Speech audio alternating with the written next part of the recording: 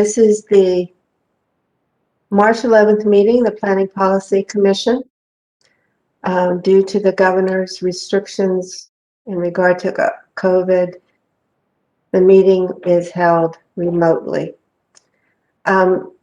Today we have two things to discuss. The first one is the EV, electrical vehicle charging station.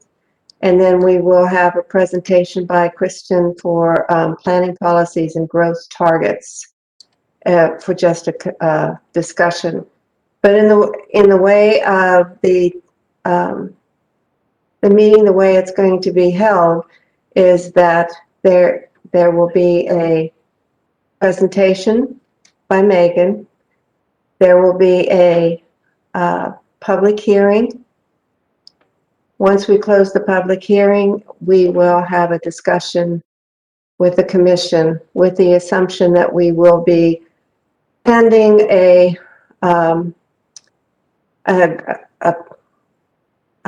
whatever to the city council, a proposal to the city council for what we have come up with. So that is what's going to happen for the public hearing and for the what is it called? The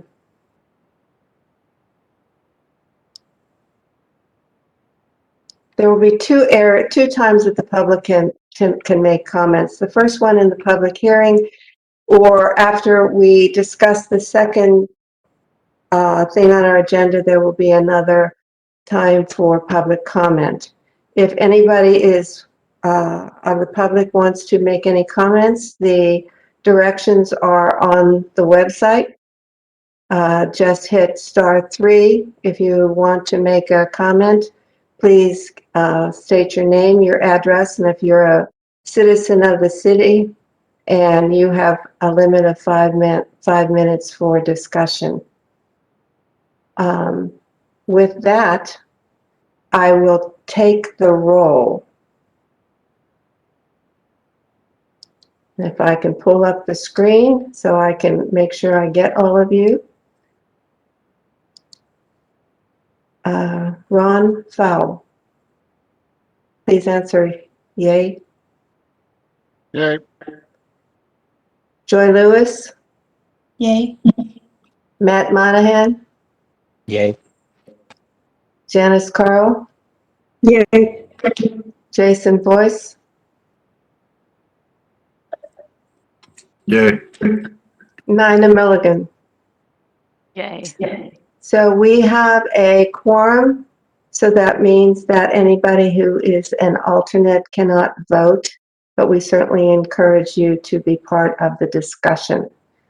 With that, I will ask Megan to present what the city has in plans for us in regard to, first of all, I did it again, the minutes from last meeting. Does anybody have any comments, additions? None? Hearing none, the minutes are approved, and now we will go into the presentation by Megan Curtis Murphy in regard to the electric vehicle charging ordinance that is being presented by the city. So Megan, take it away.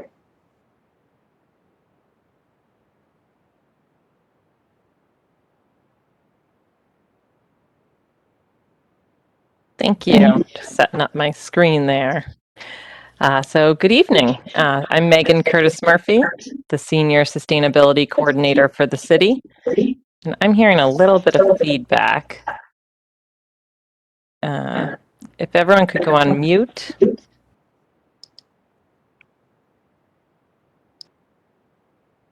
Oh, great. So I'm here this evening to talk about the electric vehicle proposal, which I last talked about with the PPC back in January.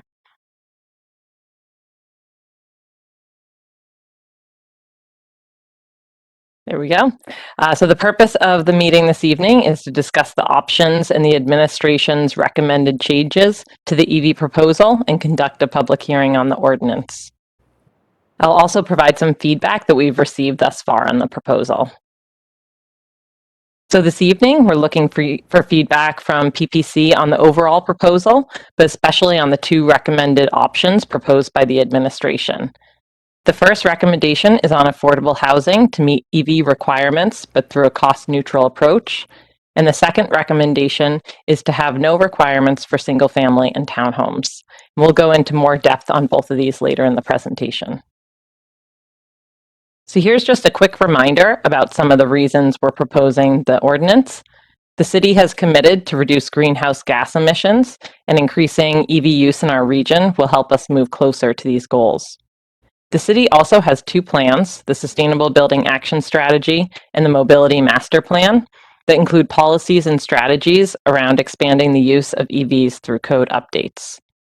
EV codes and requirements was also identified by the community as a priority during the community convening on climate last year. And there's also been a lot of coverage in the media recently about electric vehicles. For example, 3 major car manufacturers have recently committed to increasing EV production, and the Biden administration plans to invest heavily in electric vehicles. So by acting on the ordinance now, we'll be preparing our buildings and our residents for the increase in electric vehicles that are coming to market. The table on this slide is an overview of the percentages of EV infrastructure that are included in the proposal. So just a reminder that EV ready means there's the 240 volt circuit that would allow for a charger to be hooked up, and EVSE, or electric vehicle supply equipment, includes the charging equipment itself, which would allow someone to plug right in. So overall, the percentages are higher in multifamily than in commercial, since the majority of people charge at home. However, commercial charging is also an important piece of the puzzle. And last, there's requirements for both new construction and existing buildings going through a substantial improvement, as well as for parking lots and parking garages. Back in January, the administration received feedback on the proposal from the council, PPC, the environmental board, and members of the public. We included a matrix of the main points of discussion in the agenda packet. So overall, most agreed that the EV requirement percentages for multifamily and commercial buildings are a good starting point, but a few asked for increased requirements. Next, the city had proposed an incentive for single family and townhomes, since the majority of people charge at home. However, there was little support for this, and most comments urged the city to require EV readiness in single family households if legally feasible. One reason against the incentive program was that builders should already be including EV infrastructure in projects, and another was that single-family home incentives may not be the best use of city dollars and where it's most needed. So for affordable housing, the majority of feedback was that the city should not waive the EV requirements. As we talked about last time, EVs are getting cheaper to buy and own, and could be a good way for people to get around who can't rely on transit. So instead, most people supported either full or reduced requirements for affordable housing to ensure equitable access to EVs. And last, there was little support for exempting TODs from requirements. The council reviewed the proposal again on February 9th after receiving more information on the main topics. Most council members were still in favor of removing the single-family incentive. Council members then discussed the attorney's memo that recommended against imposing single-family requirements. And most, but not all, council members were supportive of this recommendation. Several council members also supported collaborating with regional cities and the State Building Code Council to work towards a statewide change that would allow cities to establish requirements for single-family homes. For affordable housing, there were some council members in favor of removing the waiver for affordable housing, and others for reduced requirements or more flexibility for projects. And last, for TODs, most council members were in favor of not making any changes to the requirements. So here's a summary of the changes that have been made to the ordinance following the study session. The first is the removal of the single-family and townhome incentive. Second, no changes to TODs have been made, so the EV requirements will continue to apply to them. Third, due to equity concerns, the administration retracted the waiver for affordable housing. and instead the ordinance now includes a new proposal that provides more flexibility to keep the EV infrastructure cost neutral for affordable housing units. And last, there was no change to the single family requirements. So now to start talking a little bit more about the options. The first is for affordable housing. So as mentioned in previous slides, the administration has removed this waiver, and we're now proposing that affordable housing units meet EV infrastructure requirements, but allows the builders to take cost reduction measures like reducing parking spots and structured parking in order to make it cost neutral. If these are not feasible, there are allowances for reduced parking lot landscaping or providing a portion of the stalls to be EV capable. So this option is the administration's recommendation and is currently included in the proposal. Another option is to not have a waiver for affordable housing, which would require them to meet 100% of EV requirements. A third option is to have a full waiver for affordable housing. A fourth option is to have a 50% reduction in EV-ready and EVSE requirements. And the fifth option is to remove the EVSE requirement and keep the EV-ready requirement for affordable housing. City staff has reached out to several affordable housing groups to ask for their perspective on these options. Both Imagine Housing and a regional coalition for housing, which is called ARCH, were supportive of the cost-neutral approach that was proposed by the administration. However, King County Housing Authority and a developer working on a TOD project were concerned that EV charging spaces would not be utilized in affordable housing units due to the lack of EV ownership. We also received some feedback from Puget Sound Energy on the ordinance, and they are overall supportive of the ordinance and plan to submit a letter to that effect to City Council before April. The next topic of discussion is single-family and townhome requirements. In the original proposal, single-family and townhomes are exempt from the EV ordinance. And the city administration recommendation is that they continue to be exempt per the advice of the city attorney, which was detailed in the memo and attached to the staff report. The other option is to require EV-ready infrastructure for single-family and townhomes. So yesterday, the Environmental Board had a meeting to discuss the proposal, and overall, they recommended that the council move forward with the ordinance, but with a couple of amendments. The first amendment is to require EV ready for single family if possible, but if not, to include it in the future. The second was about the new proposal on affordable housing. So overall, they wanted to specify that substituting EV ready or EVSC infrastructure with EV capable infrastructure should only be done as a last resort. As we talked a bit about in a previous meeting, EV capable infrastructure does not include the wiring for electric vehicle chargers. They also provided a few other pieces of feedback, including when to revisit the proposal, encouraging pathways for getting single-family requirements through the State Building Code Council, and considering subsidies for affordable housing, but within the larger update to Title 18. We've had several conversations on the proposal thus far, and we've changed it based on the feedback we've received. The next meeting will be with Council on April 5th, where they're expected to take final action on the ordinance. So as a reminder, the administration's looking for a final recommendation from PPC on the proposal as a whole, as well as the two recommended options that are listed here. So thank you, and I'm happy to take any questions on the proposal.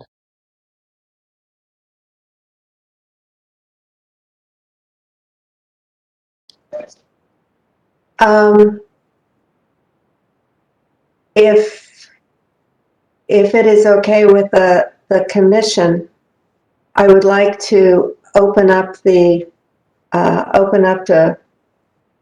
comments, a public hearing to get their input before we do any discussion. And I would assume that there should be a lot from you guys. So with that, I would like to open up the public hearing at 6:47 and ask whoever, Kristen? Megan, do we have anybody signed up to speak? There is no one signed up to speak. I'll have to fix that. There's no one signed up to speak and there's no one on the line. Okay. Then I will wait just a minute or two and see if anybody has a last minute desire to come in and update us on anything in regard to the EV charging ordinance. Hearing none, unless I have a direction from you, I will close the public hearing at 6:48 and open it up to discussions from the committee. I would like, I know that you guys, every one of you has different ideas about different parts of this, but if we could take it individually, I think it would work better. If we would just look at what you think the changes for the affordable housing changes and what you think should be the requirement for affordable housing. I don't see, Nina, you have a question. Yes, I do. I have a question, and I can tell you what I think about it after I have my question answered. I have two questions about the affordable housing section, and the first part has to do with the language that says the affordable housing shall be cost neutral. Struck me as odd that it would be required to create a cost neutral situation, even if it were not needed by the developer in order to pursue their affordable housing. So tell me a little bit more about why that's a shall. And then if, especially Megan, if you can remind me, why do we have landscaping required in parking lots, and does removing or reducing the amount of landscaping in parking lots tend to offset the overall goal of climate impacts from this legislation? Sure, this is Megan. Thank you. Oh, I'm hearing a little bit of feedback. Joan, would you be able to mute? Thank you. So the first part of that, and I might phone a friend if anyone else has a little bit more information on landscape parking. But the first part that you mentioned about saying that it shall be cost neutral, when we were developing it, I think we just use the word shall, but I think that that is a good consideration. That I think we want to make sure that it could be cost neutral and that everyone would have that option, but the fact that it shall be cost neutral, I think that is a point that we might want to think a little bit more about. For the landscaping requirements, so overall the way that we talked about this ordinance is we wanted to have the reduced parking requirements and structured parking first, but if those didn't end up with cost neutral options, or if they weren't applicable for that project for any reason, then to have other aspects that would be able to provide that cost neutral approach. So the landscape parking was one of those options that we came up with that could be a cost saver. The other one was the EV capable. One of the requirements that we initiated in previous meetings was the fact that we wanted landscaping in the parking lots to meet the goals of carbon emissions. And taking away that from the parking lot to add additional EV charging stations doesn't seem kind of fair to me. So I don't know how many, it's always nice to say to make it neutral, cost neutral, but it's going to be very hard to do that. So I have a question from Joy Lewis. Thank you, Joan. Commissioner Joy Lewis here. I'm going to limit my questions right now to being specifically about the affordable housing so that we can kind of focus on that chunk right now as you requested. And I'm going to do this in reverse. I'm going to give kind of my initial thoughts and then I'm going to ask my question so that way it's a little bit easier to go on to the next commissioner. I have some concerns right now about the neutrality part of the affordable housing. When looking at your slide right now, I'm moving towards number 3, which is to say that we do. I remember. I don't know if you want to bring up that slide, but you were asking us for our specific ideas about that. Right now, I'm moving towards number 3. I have some issues with the neutrality as a dinosaur on this commission. I can be proud to say, yeah. Sorry, I'm sorry. Joan, would you be able to mute again? I'm hearing some feedback. Thanks. I just want to make sure I'm able to hear. I apologize. I can't find my earphones to connect.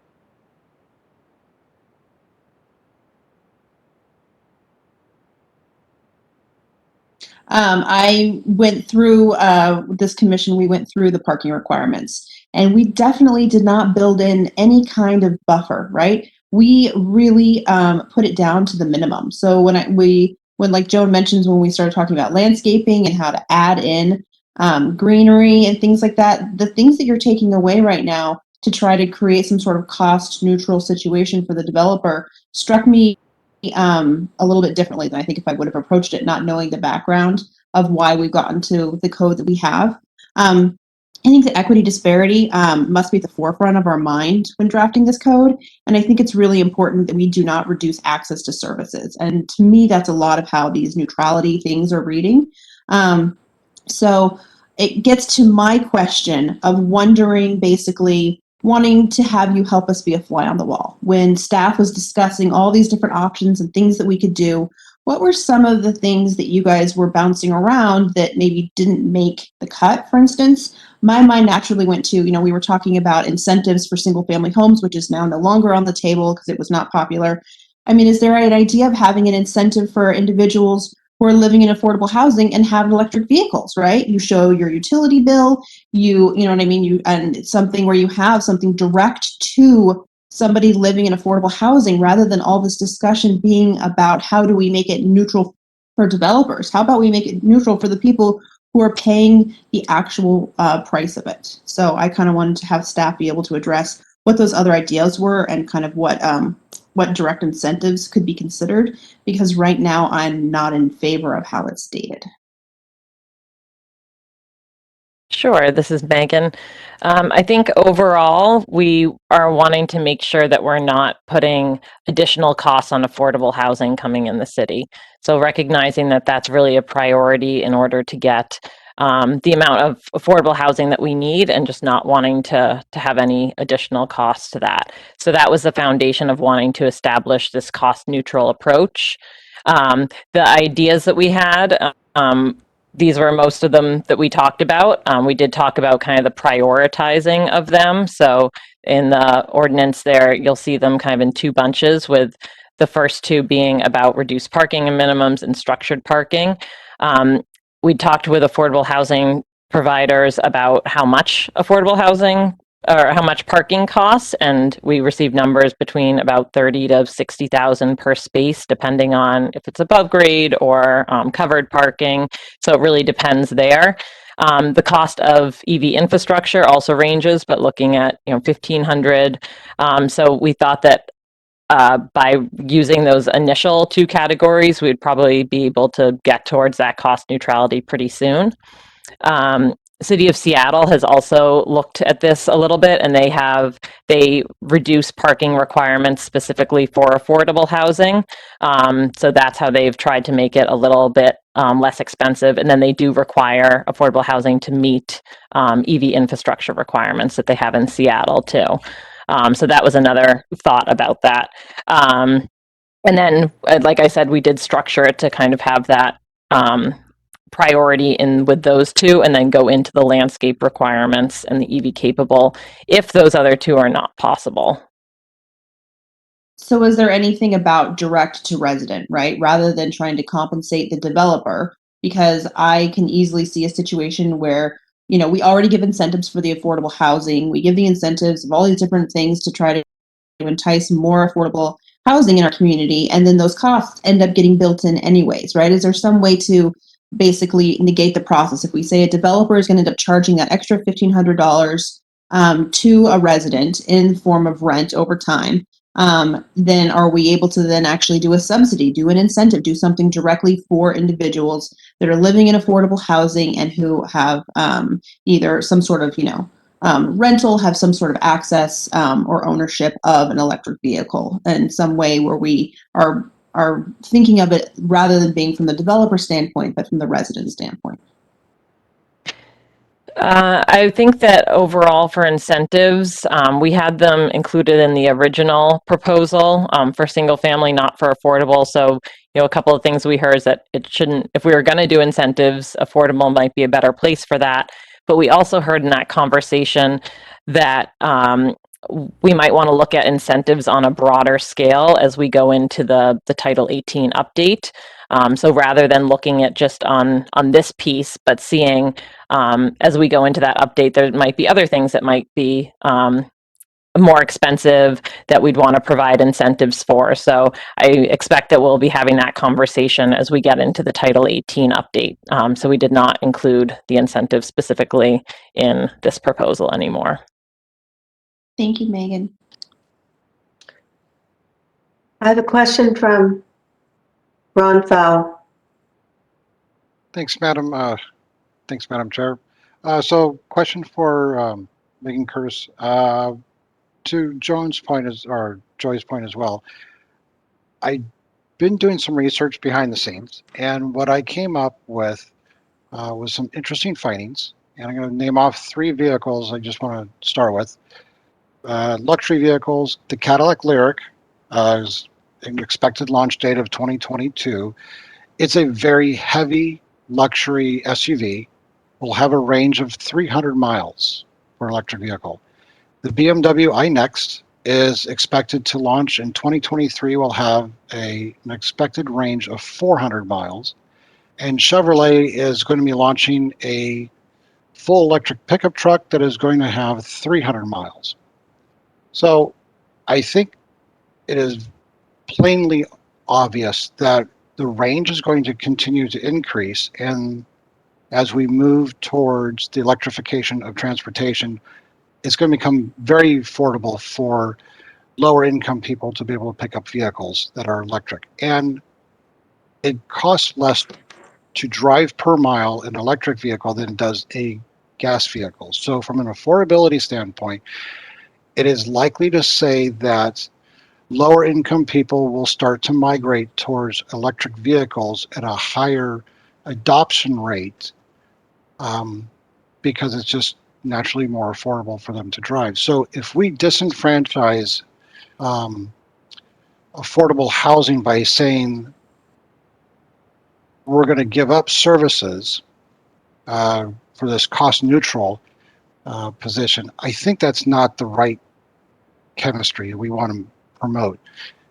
In the documents, the city staff came up and they said it's going to cost, thus adding $1,000 per stall to add EV-ready infrastructure, based on a stall that costs between $30,000 to $40,000. $1,000 is a drop in the bucket, and I don't think that we need to have a conversation about creating a cost-neutral plan when we're talking about only $1,000 per stall. If an apartment complex has 40 stalls, it's $40,000.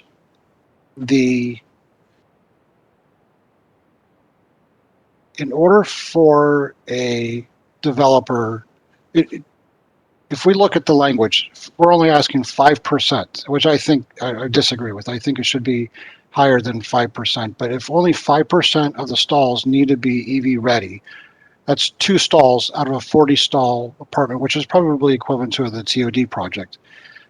And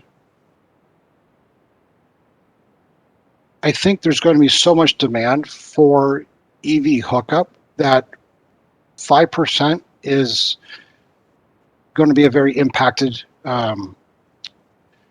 number to start with. And I think it's going to slow adoption down because it's going to be a cost burden.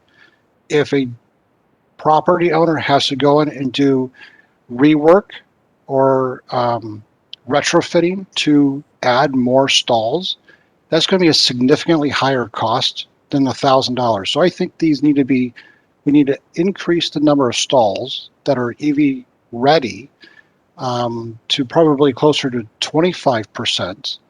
And as far as the cost or going to a cost neutral thing, I think we shouldn't even be having that conversation.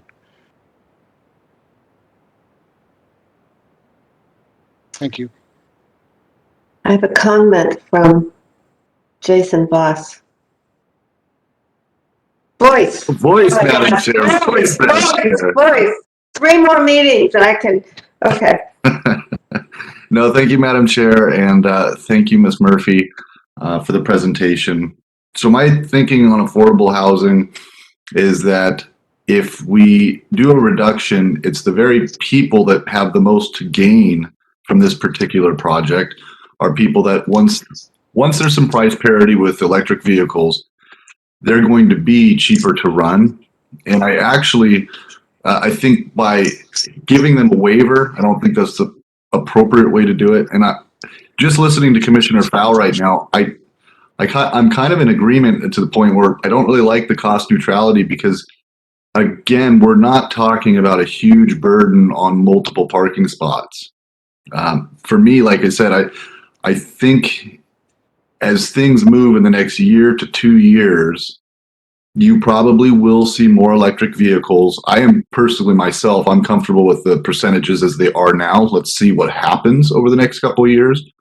So I think the numbers for me are fine, but I don't really like the cost neutrality thing either. And to the point about landscaping, I mean, the whole idea is to make the affordable housing look nice. It's not even so much for me the climate as to Commissioner Milligan's point or to the chair's point.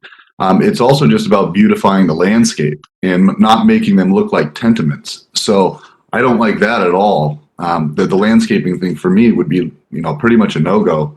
I'm kind of in favor of not providing a waiver, keeping the percentages where they are. Let's see what happens with electric vehicles. We can always come back and retool the percentages.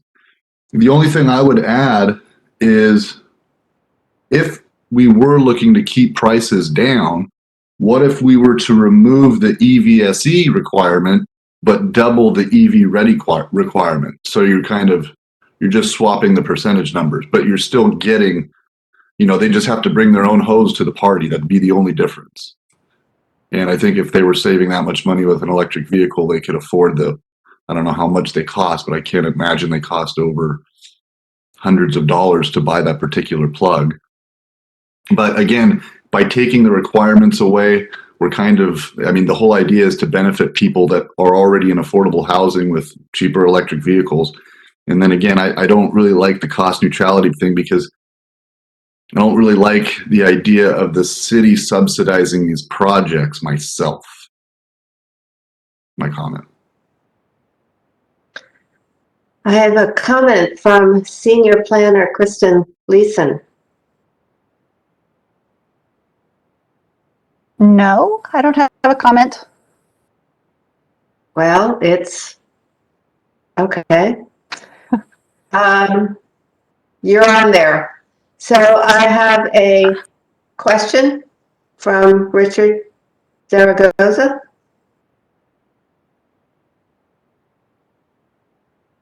If you don't, they're coming up here with. I do.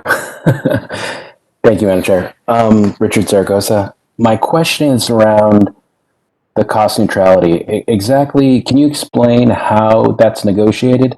So if one stall costs 2% of an underground stall, which is at $50,000, something like that, and the requirement's only for a handful of stalls, do they save $50,000 by reducing the stall and then only spend a few $1,000s, or is it neutral both ways? So if they get to reduce one stall in the parking lot, do they then have to put $50,000 worth of EV-ready stalls into the building?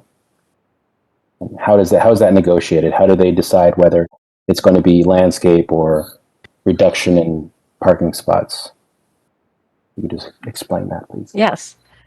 Yes, this is Megan.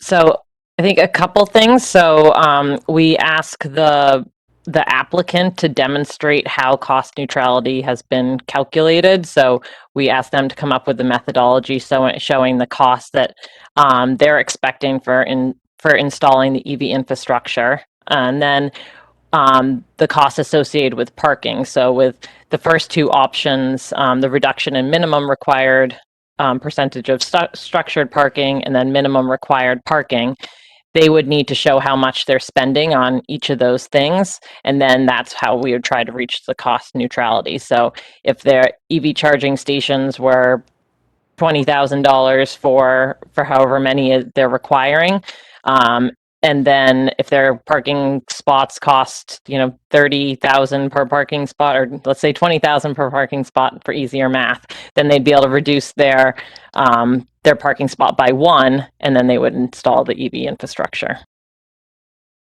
Did that get at it? Okay, Yeah, thank you. great.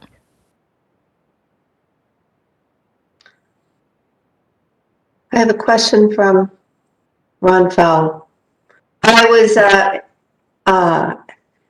instructed or told that I do not have to call you all commissioners. So I know you're all looking at me thinking, why isn't she saying that?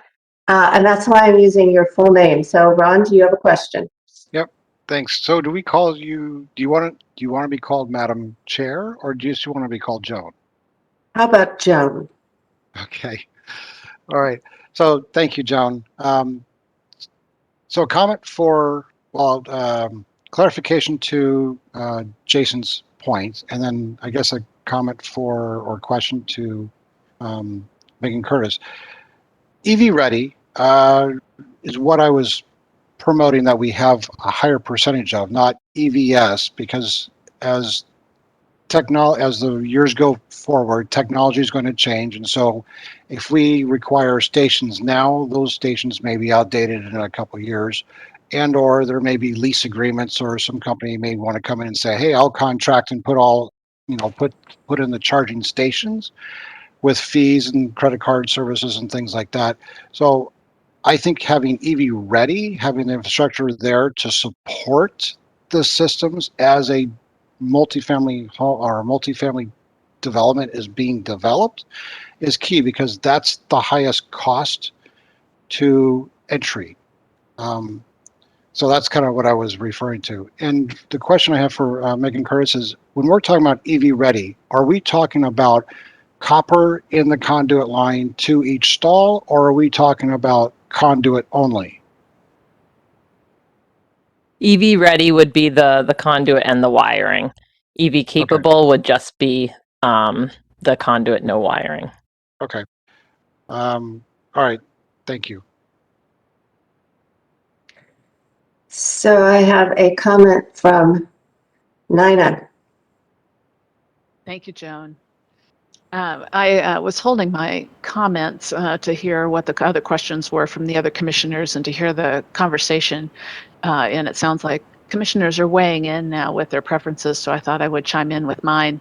If the commission were leaning towards just having straight up requirements in the affordable housing EV standards, I would vote for that.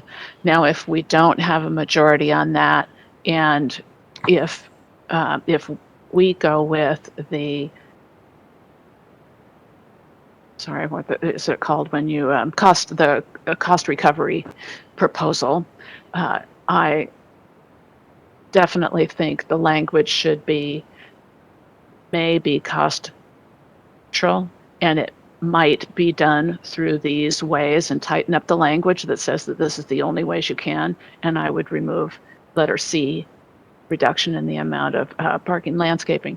But to recap the whole thing, I convinced by my fellow commissioners who've spoken up to say that why are we taking away amenities from affordable housing, and is the cost really prohibitive, and will it really disincentivize developers from building affordable housing?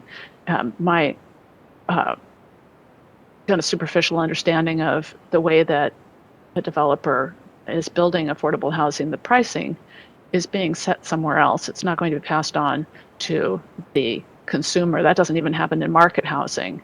Market housing price is determined by the market. And lots of times affordable housing pricing is determined by a market rate, not by how much it costs them to build it. So I'm not so worried about having costs for features that residents will need. So that would be my first pick. Say that there's requirements, and if we can't get that through the council, then make it, you may go cost neutral through these particular means. Thank you. So Nina, just to be clarified, to leave the restrictions, not the restrictions, the number of stalls the way they are being presented by the city now. So exactly what is being presented is the way you would leave it. With the language restrictions in there. I don't have as strong opinion about what percentage goes for EV. Some commissioners have said increase the percentage of those that are ready. That's fine with me too. The main thing is that I think that we should make them a requirement, and that we shouldn't be afraid that they're going to disincentivize affordable housing development. Thank you, Joan. I have a comment from Joy Lewis. Thank you, Joan. Joy Lewis here. I want to continue the affordable housing conversation by asking Megan to bring up that slide, because you are specifically asking for our recommendation. And I think without actually making a motion of voting, maybe it would help if we gear our discussion towards how people are feeling about the different numbers, so that we can help give you something precise.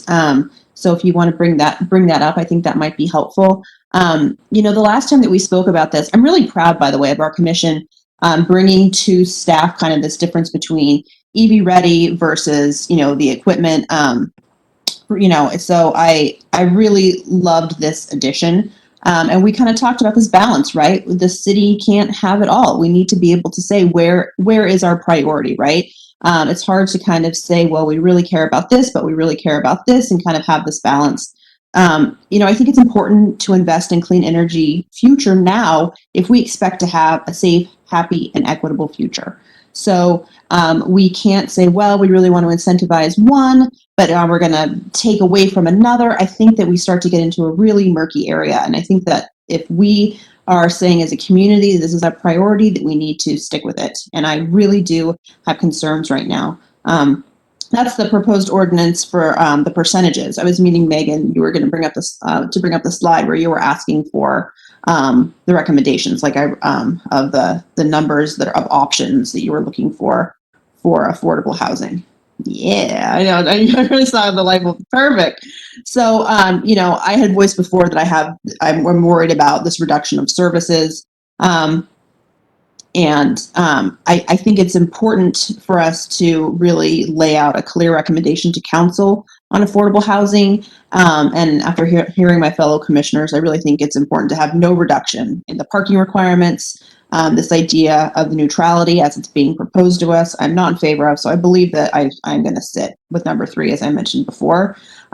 In that, I want to move that to a question from the affordable housing into these numbers, which was the slide you'd had before.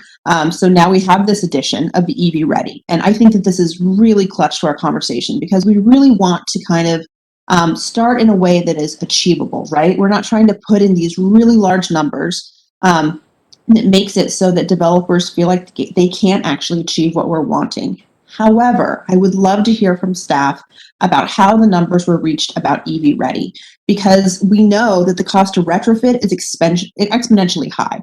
And we know that right now there's a focus from the federal government and from the current administration to use infrastructure as a way to be able to really affect clean energy in local communities. So I think that to a fellow commissioner's point of being able to actually have the conduit in and ready is so much more important than actually having that supply equipment, right? So I would love to hear from the city why those numbers of the 30% and the 20%, and then we have 10 obviously for the non-residential and commercial spaces, how those numbers were achieved, because while I have no problem with the 10s and 5s where they're at so that we have something we can bite off and we can start with, I was expecting those numbers to come up a little bit higher and would love to hear more about that.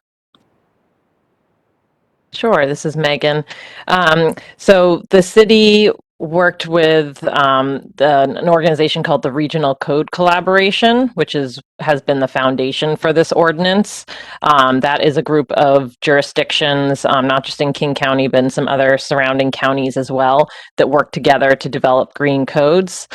So they worked on this last year, and they had a large stakeholder process that involved utilities, interest groups, the public, and they heard a lot of feedback. I forget what percentages they exactly started with, but they heard some people saying that they thought all spots should be EV ready. It should be 100% EV ready. And then, of course, there's others who don't think there should be any requirements. So through that process, they were able to arrive at these numbers that they got the majorities of stakeholders buy off on. So it was a fairly negotiated process for that.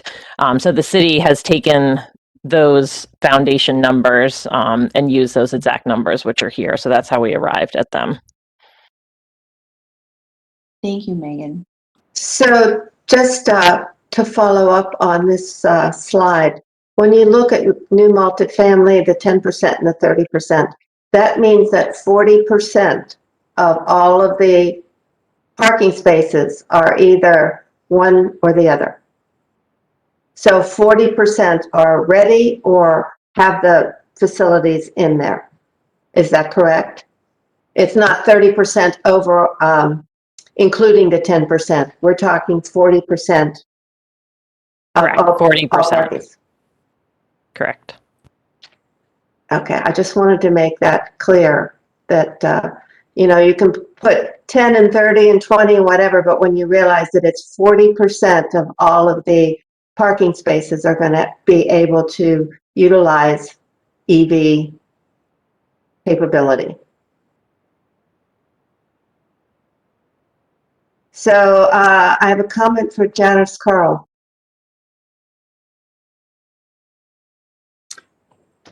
Thank you, Joan. This is Janice Carl. I want to return to a couple of issues that were raised by both Joy and Ron. But I want to start by asking a question. As I recall, when we discussed this several weeks ago, we talked about the cost range for EV capable to EV ready to EVSE full service was something like from 1,000 to 10,000 per space. Is that roughly correct? The 10,000 sounds high. I don't have the numbers in front of me. Excellent. I'm glad to hear that. That was I think the highest. My original estimate was that it was more like 6,000 per space at a maximum. I think the maximum was 3,500, and that was if there had to be so like this a is just making transformer my upgrade. argument, Yeah. my point, more salient. The cost of a parking space we talked about is 30 to 60,000 per space. That means that at the high range of that cost, the ratio, reducing one parking space pays at like a 10-to-1 ratio. We've paid for 6 spaces to have EV capability at the high value. I mean, at $6,000 a space, that should be able to make them all EVSE. I really don't understand why, when we're only talking about a relatively small percentage of spaces that are even going to be required to have these extra costs, we're even bothering with this neutrality calculation, because the ratios are such that it's such a tiny reduction in parking spaces that would be needed to cover the minimal amount of effort that we're requiring. My second thought is that, especially as Ron noted, and really several people have touched on the fact that the huge cost that we're trying to avoid is either not being able to have these usable spaces in the future, or worse, having to incur great retrofitting costs. The retrofitting cost is primarily incurred by having to run the conduit. If you've got the conduit, running the cable is not very expensive. And the cost of the servicing equipment is the same no matter when you put it in, basically. So I fall back to where we came out of our original conversation here at PPC, that why aren't we requiring a much higher percentage, 50% of spaces be EV capable, just running conduit, so that in the future it is so much easier to make them more practical. That's all I have. Thank you. I have a comment from Matt Monahan. Matt? Thank you, Joan. Matt Monahan here. To voice support for some of what my fellow members have already said, I think I am very much on board with moving from a shall be cost neutral to like a may be cost neutral situation, so not being a requirement. Two, I like the idea of city staff having some discretion in how they get to that may be cost neutral stance. And I really liked what Jason had proposed earlier, which is I think the first thing that they should do is not remove spots, not remove landscaping, but instead, entertain a proposal from the developer to move from an EVSE spot to an EV ready spot, and get the savings there in the first instance. And then three, my last point, on the percentages, I think I'm comfortable with where the percentages are as an initial matter. Before kind of ratcheting up the numbers, I'd like to see, some history of utilization of those spots. I don't know if anybody saw in the New York Times, I think it was yesterday, just projecting about the number of EV cars on the road. And it said, even though they're going to be a majority purchase by 2035, just given the market for used cars, they're not going to be a majority of the cars on the road for much after 2050. And so although I would like to encourage the adoption of EVs, I'm just a little concerned that it's not going to happen at the pace that certainly I thought before reading that article. So that's all I had. Thank you. I have a comment from Ron Fall. Thank you, John. So to recap on what Janice had mentioned about EV Ready. So EV Ready would have wire in the conduit. And I think you were just thinking of empty conduit, but the size of wire that they would have to run to these terminals would be 30 to 50 amp wire. And that's very, very difficult to run through conduit unless you're actually building out the conduit while you're running the wire. So it would have to be done. It would have to be electrical ready at the outlet. And to Matt's point, as far as EVSE, I'm not even interested, or I don't really care if a developer has actual equipment in the development to actually charge a vehicle. And the reason why I say that is because I think that there will be a significant presence or significant market launch of companies that will lease equipment, charging equipment, because a developer isn't going to want to pay, or I should say a property owner that has a development is going to put a meter on EV ready stations, right? They don't want to pay the electrical bills to charge everybody's car. But if they have meters out there and then a contract company comes in and actually puts the equipment in, that contract company not only owns the equipment, but they service the equipment.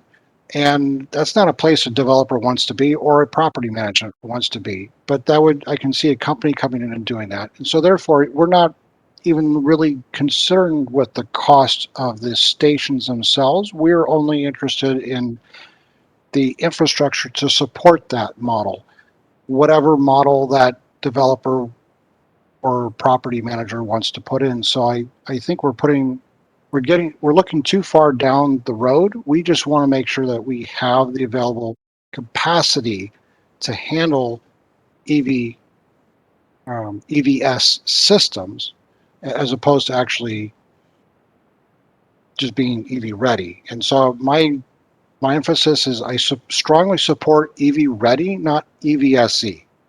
And then second of all, we need to also, I think, look at what does Issaquah want to be? What does our culture tell us? We're the Issaquah Alps, we're everything about the environment, we're about our streams and so on. Why don't we become the market leader and say we're also going to be an EV city and just, take that leap of faith and move in that direction and challenge the status quo. I mean, we're in a situation where everyone's changing and everyone's looking at all the other cities of what is that city doing? What is this county doing? Why don't we take a leadership role and just make it happen? I mean, that really speaks to who we are. If we look to Renton or Tukwila or Kirkland or Bothell, those are great cities and all, but they're not environmental cities. And we're really unique because we are an environmental city, right? Look at the residents that live here. We have different values towards the environment than maybe some of these other places. And so we need to consider that as well. Our residents may be more open, more early adopters of EV vehicles because that's really how we think. So I think we need to look at culture as well as, policy and requiring EV-ready systems. I think we have the people, the clientele that really want this technology, and I think we need to just own it and not be afraid of it. So I implore my commissioners to really think about that and move towards higher percentages of EV-ready systems and not worry about EVSE. I think that's too much at this time. So Ron, what is your suggestion? What percentage? I think we should be closer to 60 to 70% EV ready. And there could be potential up, if a company wants to come in and do a lease, there may be even something for the property manager in terms of revenue, making money off of people charging their systems. So I don't think we should be afraid of the cost. I think it's a business opportunity waiting to happen. I mean, I may be even considering opening my own business and looking at that because that's a significant opportunity, I think, from a market standpoint. It's just servicing charging stations. Okay, there's one more comment from Joy Lewis, and then we're going to come down to an agreement on this particular thing. We still haven't talked about individual homes yet. And so I would like to have a discussion on that. That's one of the things that we have to decide on. So Joy, have your comment, and then we will have to make, this, or this, and make a decision of which one we're going to choose. So Joy? Thank you, Joan. Commissioner Joy Lewis here. I'll make this a little bit easier. I'll do responding to your question, and then I'll do my comment. So I was incorrectly saying number 3 was my choice. It was number 2 originally, no waiver for affordable housing. After hearing Jason and Matt's comments, I would definitely be on board with striking the other neutrality options that the administration is recommending, and instead only having the option to remove the EVSE and keep the EV ready requirement and do a swap. I would be on board with that. Janice and Ron make really great points.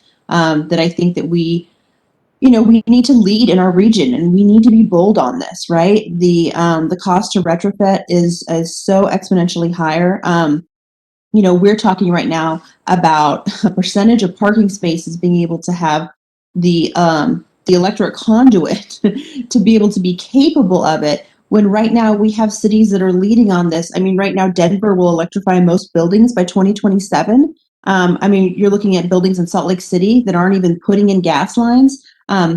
There's serious progress that needs to happen on our infrastructure changes to make real difference in addressing vital changes that need to happen. And I want us to remember why we're here talking about this is that the threat is real, and we really must make a strong commitment on this issue.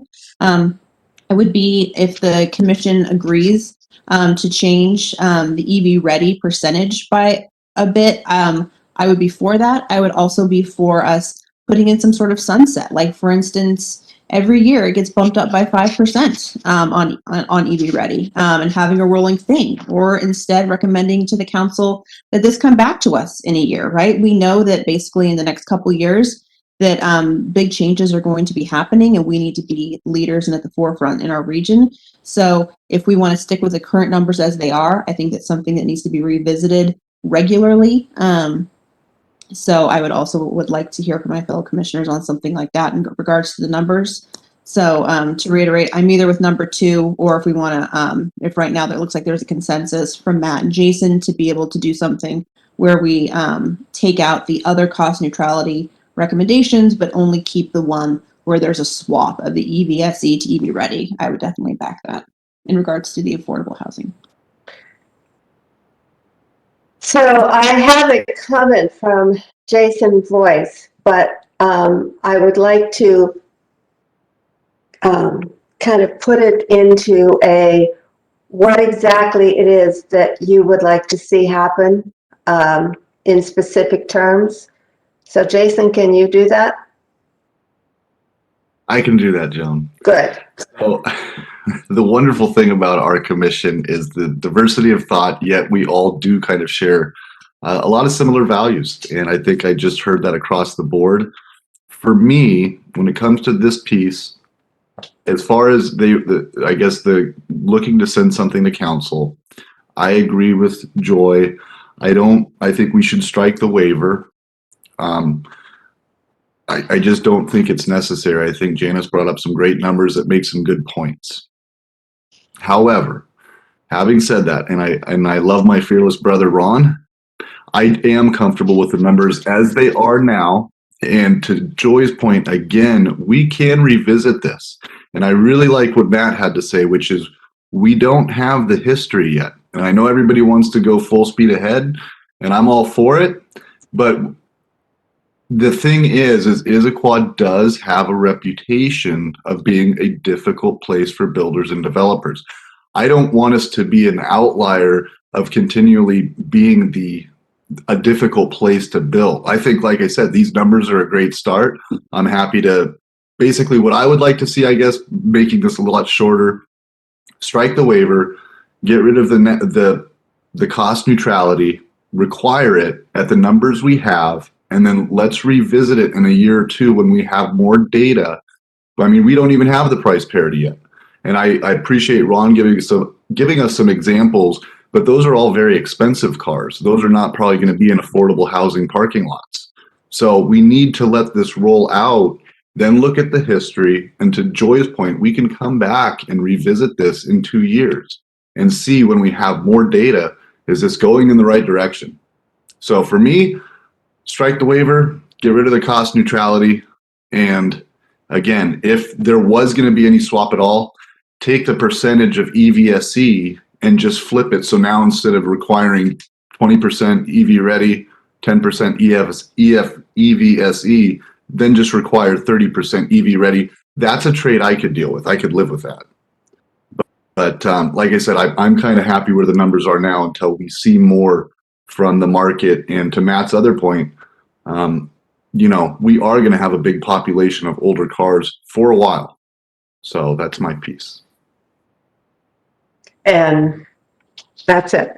I was going to say something, and forgot exactly what I was going to say. So are we okay, the majority of you, okay with leaving the numbers the way they are?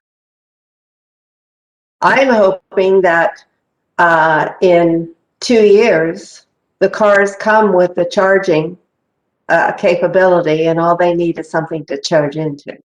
They don't need a $30,000 upgrade. I mean, that's where I think if you're willing to buy the car, then you should have the capability of using that equipment. So, And think of this, Joan, and everybody. It's job security for us if it keeps coming back to us. So it keeps us having our job. So yeah, and the big payment we get, our salary for being it, yes. Megan, can you take this off of the screen so that I can see the rest of the people and get their ups or downs? So to get off this topic, this is not a motion. I'd like to do a little bit more on the other, at least the other single family houses, and then go from there and do a motion altogether. Are we comfortable with the percentages that are being presented by the city? Could we have an up or down?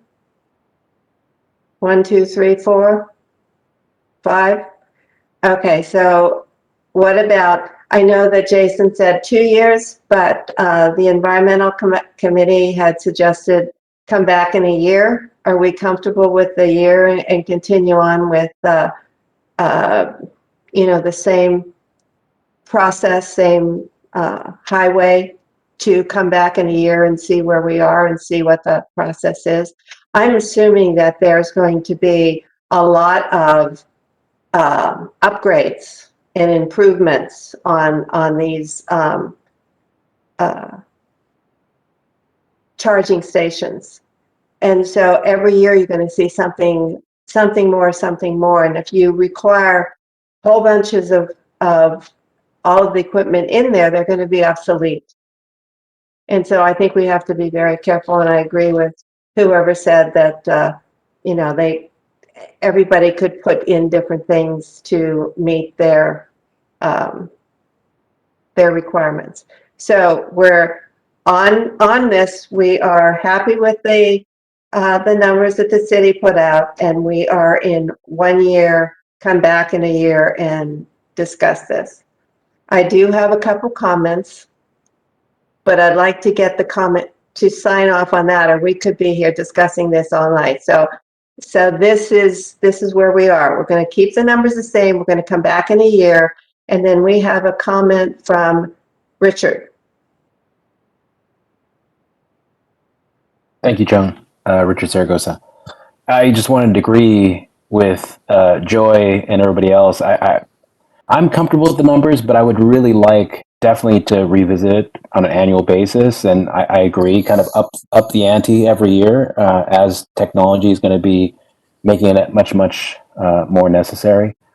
And I also agree with being able to swap to the EV ready in order to reduce costs. I think that makes a lot of sense. And I agree with the idea that apartment owners are not going to be wanting to manage all of those stations, and that third parties would come in and it's going to create jobs. And I think that's a great thing. So EV ready makes a lot of sense to me. I also think that in the process, builders are going to understand that this is one thing that is going to make their apartments, condos more desirable, and they might be willing on their own to add some. If I go into the gas station and there's a charging station in the gas station, you might find a lot more out in the new construction. So I have another comment from Ron. Thank you, Joan. So quick clarification, Joan. EV ready is just the wire in the conduit, not the station. So I do have a background in residential electrical, and if we require EV readiness, that standard would probably hold for the next 20 to 30 years before the National Electrical Code would make any changes to in terms of technology. It's wire and a conduit. But what would change would be the actual charging stations. True. So I want the commissioners to understand that if we go large and own the EV ready, it's just copper wire and conduit is all it is. And maybe $1,000 cost per station. After that, it's up to the market demand to put in the charging station to make it EVSE. And by that time, they'll probably have wireless technology so that we wouldn't even need to have any kind of communications conduit within the buildings because we'd all be wireless. So really, it's just about the large copper cable in a conduit to be able to support a EV ready station. I have a comment from Nina. Thank you, Joan. Nina Milligan here. So mine had to do with the process of how we get past this and get some voting and some decisions made. And so I'm asking Kristen and or other staff members here, should we make a motion as presented in the chat window on the original presentation and then make an amendment and allow the commissioners to vote independently on an amendment that says strike the waiver for affordable housing, have an amendment that allows commissioners to vote on increasing the percentages, and perhaps have an amendment if we need it to say that we want it to revisit in a certain period of time? What would be the best way to get the voice of the commission without having to try to make consensus on everything? I wasn't trying to make consensus to the point that we were not going to have amendments, but I at least wanted to finish this conversation so we could get to the next one, so everybody understood where we were going. I assume that you were going to make amendments once the motion is made, because there is other things that we should be considering maybe. So I just wanted to move it along a little bit. So Nina, I agree with you. I think there are going to be amendments if somebody wants to make one. But I just wanted to get a little bit more constricted. Okay. So I think we've spent enough time on the affordable housing, and I guess that came into the multifamily buildings at the same time. I think that we're kind of going by the same numbers, but I do want to get into the single family houses. I know that we were told by the city attorney that it's not acceptable to be to require that for single family residents, but I'd like to open that up for discussion. And I have a couple questions, I guess, to Megan. I don't know if or Andrea, as a matter of fact, has anybody contacted the State Building Code Commission to see what their plans are in changing that requirement? And what would happen if the city took the leadership and actually required EV ready? This is Megan. I have talked to them and they don't have a comment or opinion. If the city wanted to offer an amendment to the state building code to consider, then that would be the process to do that. We would need to go through the amendment process to talk to the state building code council to get their opinion on it. So we could actually require it for single family and then ask for the amendment? This is Megan again. So the attorney's opinion is to not require it. And there was some information about that there could be a conflict with the building code because it's already included in the building code. Is that similar to making an amendment to a building code. And so that was kind of detailed out in that opinion. So that's the overall recommendation from the attorney, is to not require it. That his recommendation, and that's not to say that this commission could encourage or request or suggest or whatever. So I'm opening it up to discussion. Janice, do you have a question or comment on single-family housing? No, mine was a point of clarification on the overall recommendations that came from the environmental board was for 2-year review, not 1. Were they? Oh, I read it as 1 year, but okay. Commissioner Lewis, point of clarification. Commissioner Joy Lewis, thank you, Joe. No, mine is a question. And it's specifically if the administration is behind the action of offering an amendment to the State Building Commission.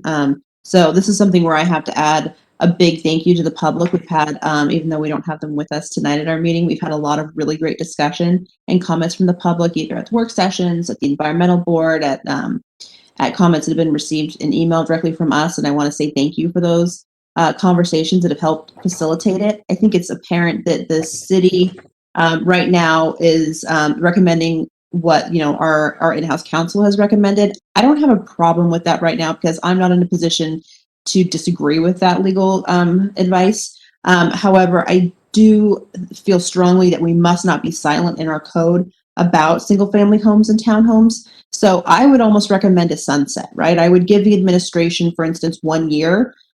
If that's something they back. I'm not even sure the administration backs going through those channels of lobbying, offering an amendment. If they were to, then my recommendation would be to almost put a sunset in and to say that we, on the advice of legal counsel, that we leave this for now. And but again, we do a 1 year. Janice is correct that the environmental board did a 2 year. I would like to see this again at a 1 year time frame, and that would basically give us some time to work within the bureaucracy that exists. And just allow the state to be able to say, hey, this is something that's coming up. How do we work with it before we kind of go rogue? But I do want to put some sort of measure on it so that it isn't just in perpetuity, because again, this is only right now talking about new buildings. So that was both my opinion and a question for Megan to say, does the administration support going through that process? This is Megan.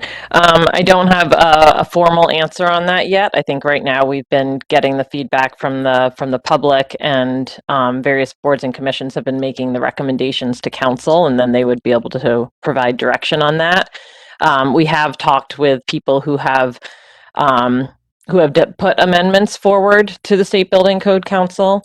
Overall, the feedback that I've heard is that it's expected that this would not pass the State Building Code Council, and would be a process in order to do that. So, time and capacity as well.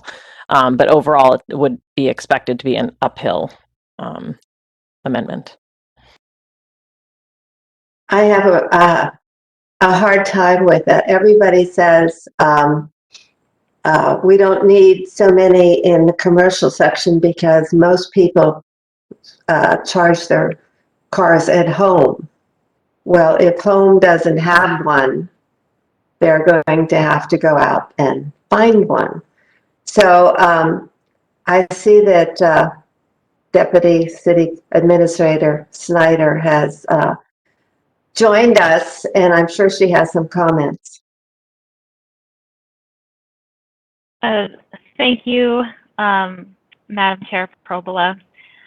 This is Andrea Snyder, the Deputy City Administrator, also serving as the Interim Community Planning and Development Director.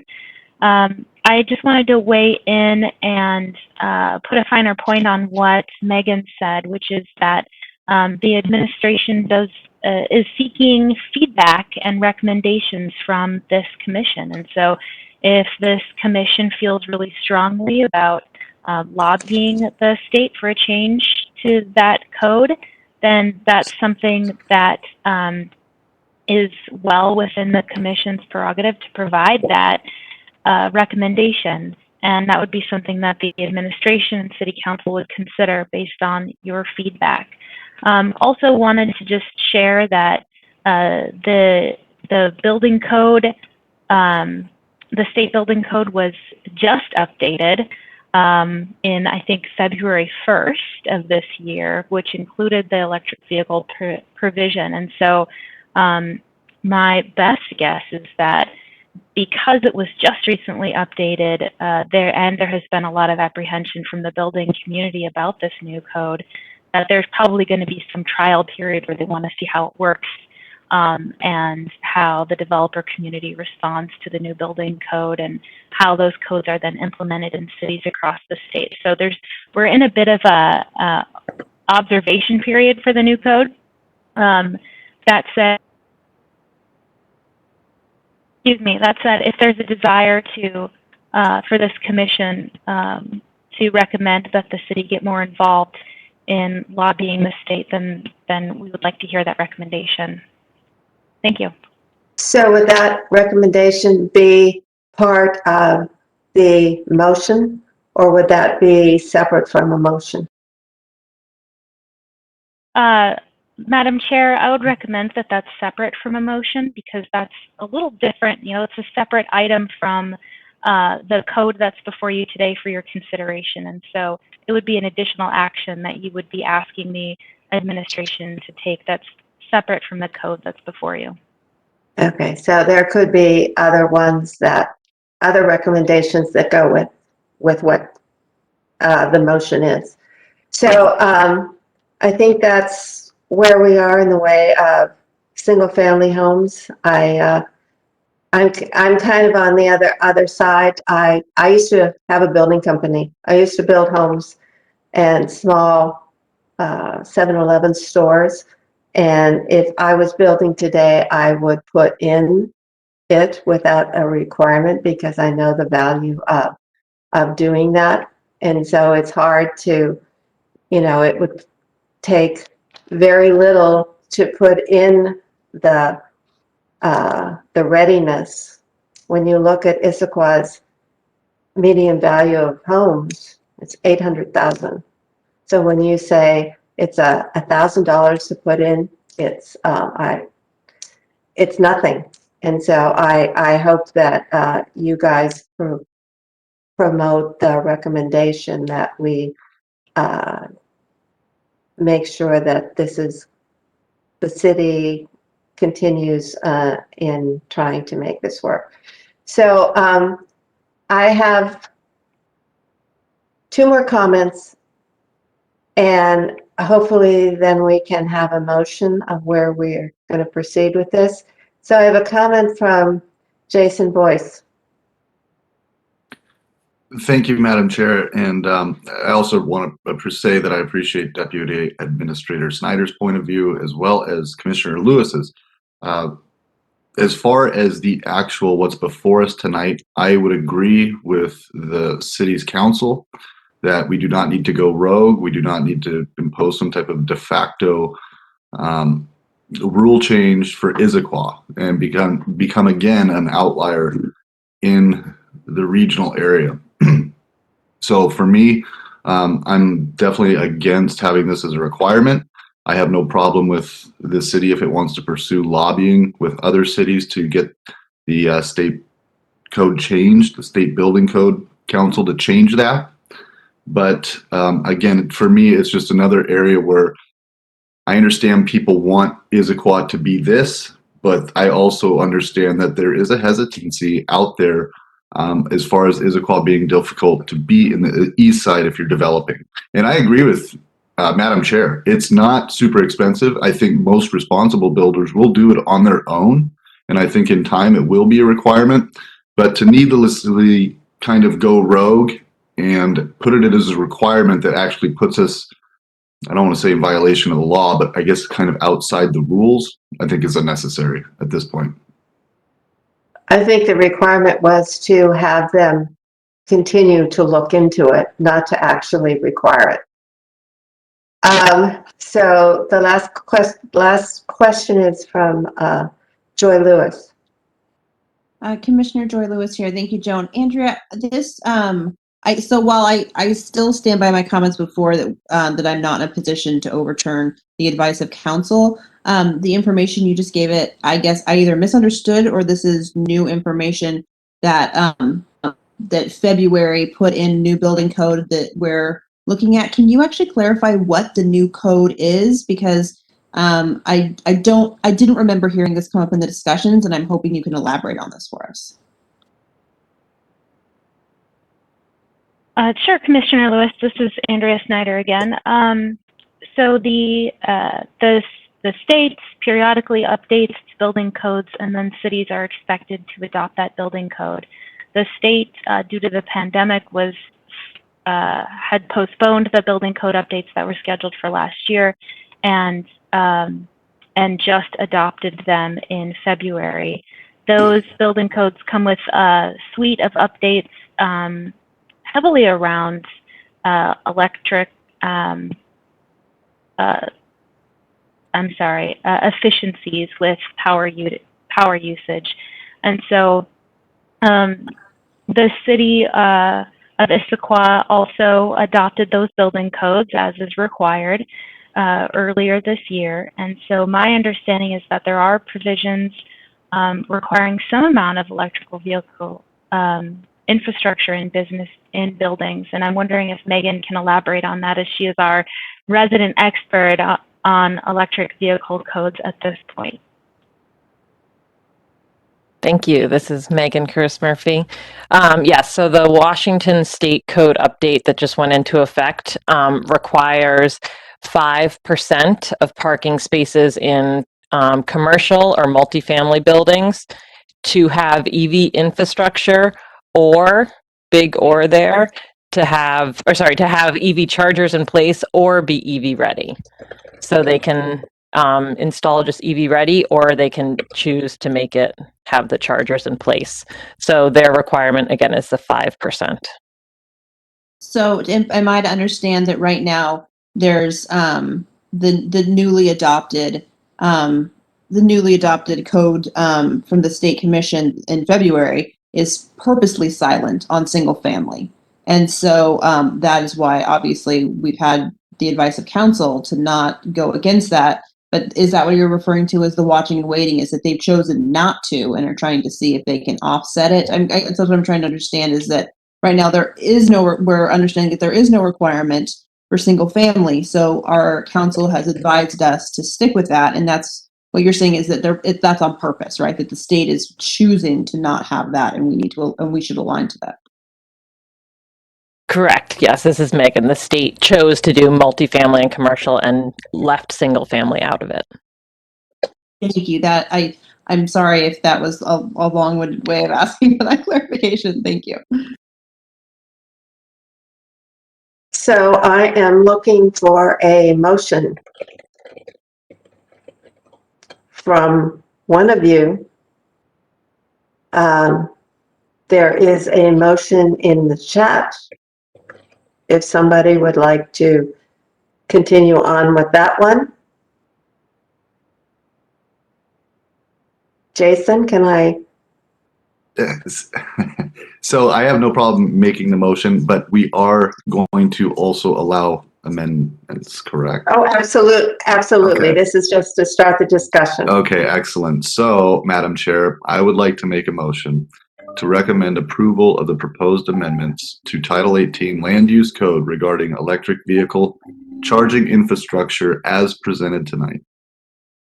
Do I have a second? I'll second. Joy Lewis. Is there any discussion? Amendments? Please. The floor is open for amendments. Nina. Great. I'll make an amendment. I move to strike the chapter to waive requirements on affordable housing developments, and that is chapter 18.09.14. Whoever is dinging, could you mute? Again, that was to strike the waiver for affordable housing. I'm sorry, Nina, I would love to hear. Do you mind speaking a little bit closer into the microphone so that we can recapture that? Thank you. Did anybody hear the dinging in the background, or am I losing my mind? Okay. So if you would repeat that, if you could repeat your amendment, that would be great.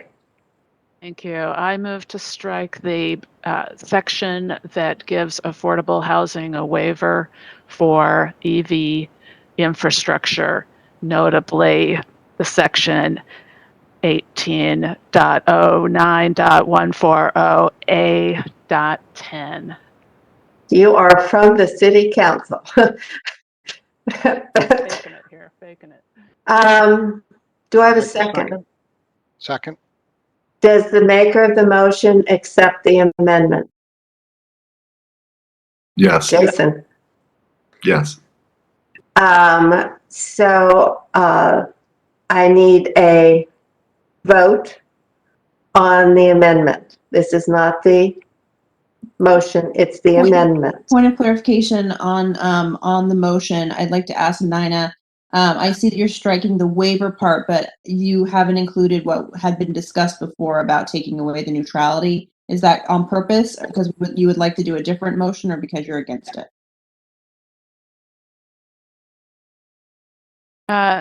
This Nina, I'm not sure if I understand you, Joy.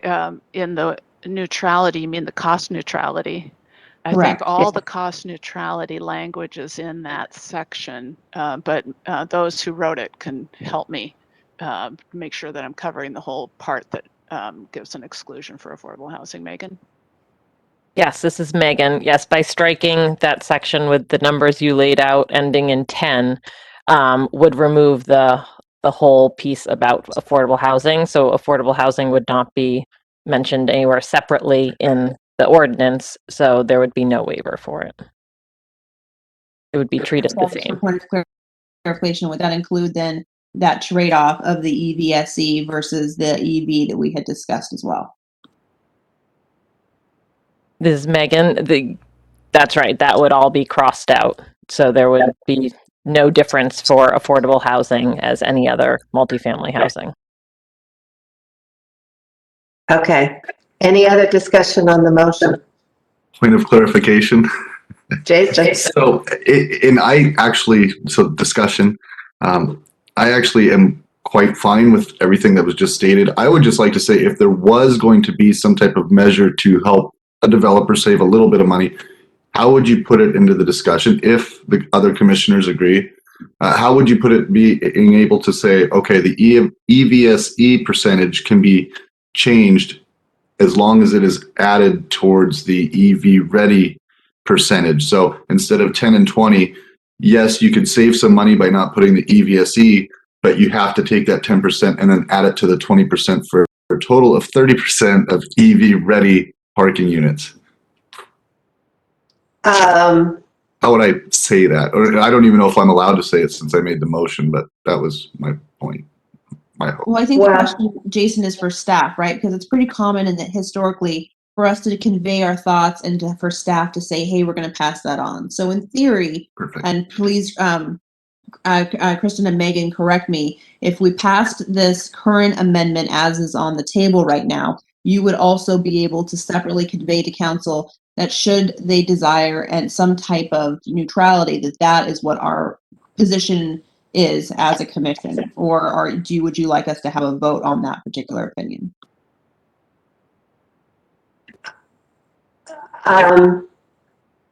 That could be a request and clarification, unless Nina puts it part of her motion. If she doesn't put it on the motion, then the motion stands. We vote on the motion, and then if you need more clarification, if you want to make an additional amendment, then we can look at another amendment. Right now, we've got to discuss Nina's amendment. And so I need Kristen or Megan, whoever's going to take the role to on this motion, on this amendment to the motion. I'd be happy to take the role on that. Cool. It's, okay, so you all are clear on what this amended motion is, correct? To remove, the motion is to remove 1809140, and I'm just going to say ending in 10 from the proposed amendments. Correct? You agree, Okay. Anna? And that also strikes the neutrality part. Yes, it does. Okay, so I will take votes now, please. Commissioner Fall, Aye. Commissioner Lewis, Aye. Commissioner Monahan, Aye. Commissioner Probola, Aye. all right, Chair Probola, Commissioner Carl, Aye. Commissioner Voice, Aye. and Commissioner Milligan. Aye. The amendment passes 7-0. Is there anybody else who wants to make another motion for another amendment? Is there anything else that you want to put into this? Jason? Okay, so as a source of cost savings, I would like to propose an amendment that would allow the EVSE percentage to be turned into EV ready. That percent, I don't know how to word this. Have that percentage basically be taken and turned into EV ready. Somebody clean up my language, please. But that's the idea. All of it? So there is no, Well, I guess, everything is even ready? and I guess, okay, so how do I do this with further discussion? Does anybody think that would actually create a disincentive in order for people to get out of the EVSE percentage? I don't. Because like I said, I think EV Ready is really where we should be focused, because EVSE could be a third-party contractor. Okay. In my opinion. And if it's EV ready and there's market demand, then conversations can be said between the residents and the property managers about adding charging stations, and then you have an EVSE. So I think to Jason's point, is a good idea if we want to incentivize EV ready. In exchange, give up one EVSE and we get 2 or 3 EV readies. I think that's actually progress. Keeps the percentage, as long as they keep the percentage, right? So that's the idea. Well, there's a trade-off. EVSE is much more expensive, right? So if we're going to trade off an EVSE, I want 2 more EV readies or 3 more EV readies. But how do I do that? And I think, to your point, Jason, you're looking for language. How do we do that? And so that might be a question for Andrea or Megan Curtis to help us understand how to put that into words, right? This is Megan. I can take a stab. For a point of clarification, are you talking about just affordable housing, or are you talking about the full ordinance percentages? No, it was just about affordable housing, at least for me it was. Okay, so it sounds like, so the vote just passed to strike that section 10, and now it sounds like if council wants to move forward with the cost neutrality approach, the commission would recommend an option to have a trade-off, an option for developer to install more EV-ready spaces than EV and get rid of some of the EVSE spaces. Can you put Said. 2 to 1 or 3 to 1? Well, I think the idea would be to actually help them save a little money. So I think it would still be just the percentage of the parking spot. It's not about getting a bigger percentage. It's about getting So if you have 10% that are EVSE, you'd still keep 10%. You wouldn't all of a sudden take the money you're saving and then add more EVSE. That's not what I meant. The idea is if you were going to try and help them save a little bit of money on their parking, you could convert the 10% EVSE into that 10% just being added to the 30% EV ready. Because if you just take the money that you're saving and all of a sudden convert it into multiple more parking spots, you're not really helping them at all. Maybe. Conduit and wiring. I mean, you look at it from a cost standpoint. If they're going to wire up 10 units or 10 stalls, adding 3 more may not add very much cost at all. But adding that charging station is a significant cost. So again, and to Ron's point, I would stick with that number, that percentage. 10% would turn into 10% more EV ready. So that's No. So what you're saying is we're going to give up an EVSC, but in exchange, we're going to get more stalls that are going to be EV ready. So in other words, if we have 20 stalls that are EV ready, 1 stall is EVS, that's 11 stalls. We give up the EVSC, we're going to get 12 stalls that are EV ready or 13 stalls that are EV ready. That was my thinking. I'm going to give something up. I want something in return. But then it's not really setting off, and it's not really helping them. Is I guess my point. What would I guess the idea to make it cheaper? And again, I'm fine. I'm fine kicking that can down the road. I think we got the First Amendment, which was to make sure that the thing we wanted are striked. You have the waiver strike. My point was if you were going to try to help them save a little bit of money. But again, if that's not a big concern, then I'm okay with letting this go the way it is.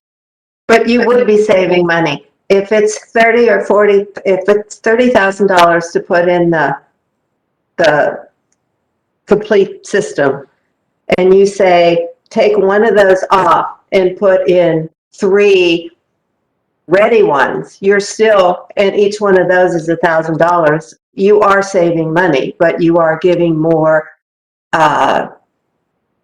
EV ready to the inhabitants.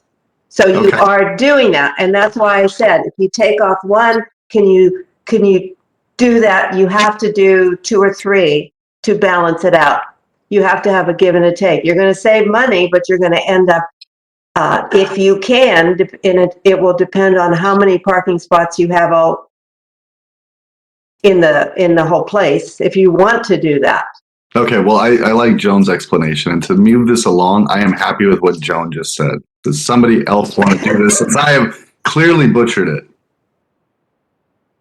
Commissioner Joy Lewis, I'm jumping in here again with the question that I'd asked staff before. Historically, we have made, separate from the ordinance that we're voting on, we have made recommendations to council on the subject of which we are advising on. It sounds to me that we have some excellent advice for council for when they're reviewing this that is separate from the wording and language of the ordinance. So I'm asking staff to confirm that we are able to give language that is not attached to the ordinance, but is in relation to our recommendation of how to move forward to council. Hi, this is Kristen Leeson. Yes, you all have done this before. And the way we have done it in the past, you have made a formal amendment to the motion. And that goes into the findings of fact, which goes to council. If there are other recommendations not directly associated with the amendment that is proposed, it can be put into the agenda bill as other recommendations from the Planning Policy Commission. However, you all still need to agree on it. It can't be that one person says it and it goes in the agenda bill. You all still need to agree on whether or not you want that in there. Thank you. That's what I thought. But before I take a stab at the wording on this, because I feel like Andrea is the great, powerful Oz who then beams into us, I want to give her a chance to talk. We were still discussing the motion that Jason wanted to put forth. I'm trying to make that. I understand, but maybe from what you said, maybe he doesn't even have to make a motion. It's up to him to not make the motion and put it as a recommendation. So I phone a friend, and so I'm excited to hear her point of clarification too.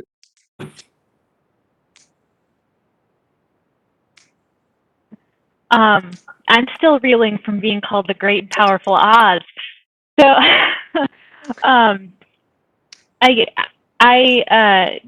so Kristen Leeson got it right.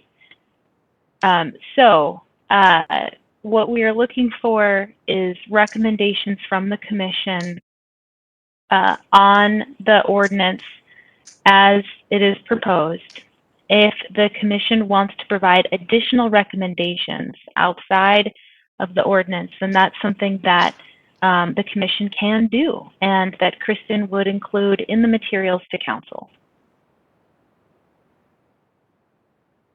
So I'll go back to, does anybody want to make an additional amendment to the motion or the amendment that we've already passed? I have a question from Ron. Did we take care of Joy? Did you have going another to- question? No, I'll let I was- Ron go ahead. I just have language written down to help this Okay. process.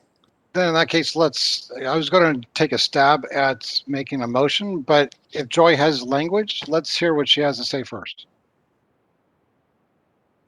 All right, let's see how everybody feels about this.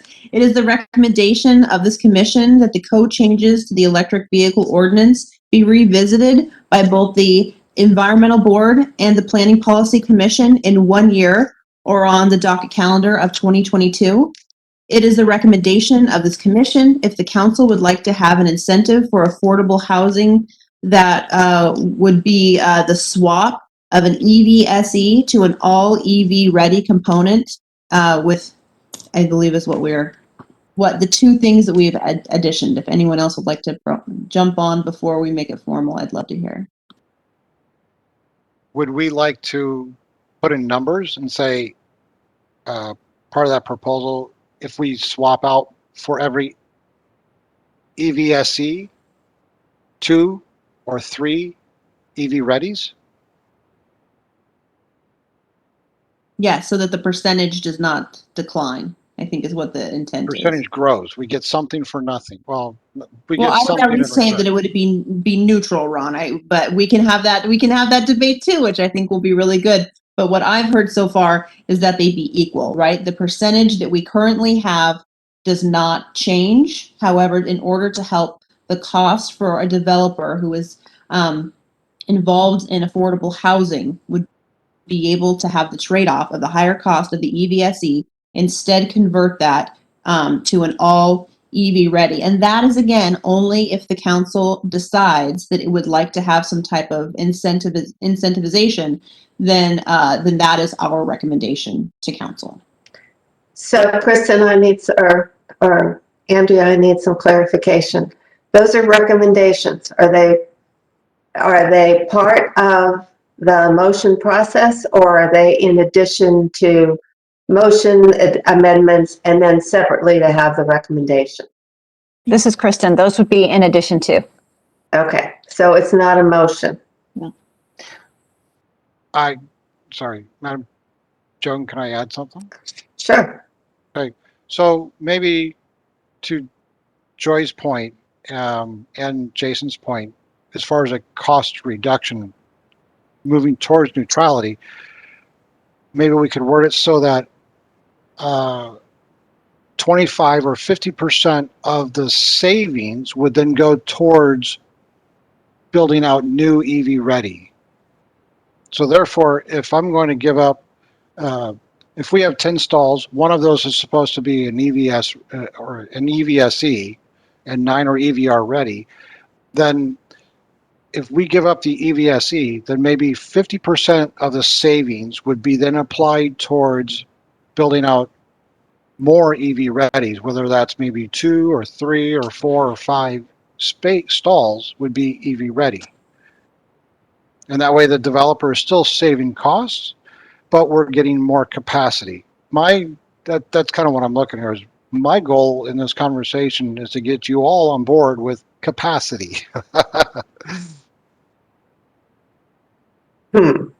I actually think you're undercutting yourself. I think, like you said, if you just take the 10% that are EBSE and well, okay, like I said, I'm starting to get burned out on this. But if you actually took the 10%, right, and you had to turn that 10% into EV ready, I guess you wouldn't end up with any different number of stalls. You'd just end up with EV ready stalls. And I guess what Ron's saying is he'd like to see that grow.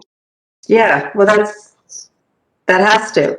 You can't just take a stall away and not, I mean, that would be crazy. That's just giving you back $30,000. You can't do that. So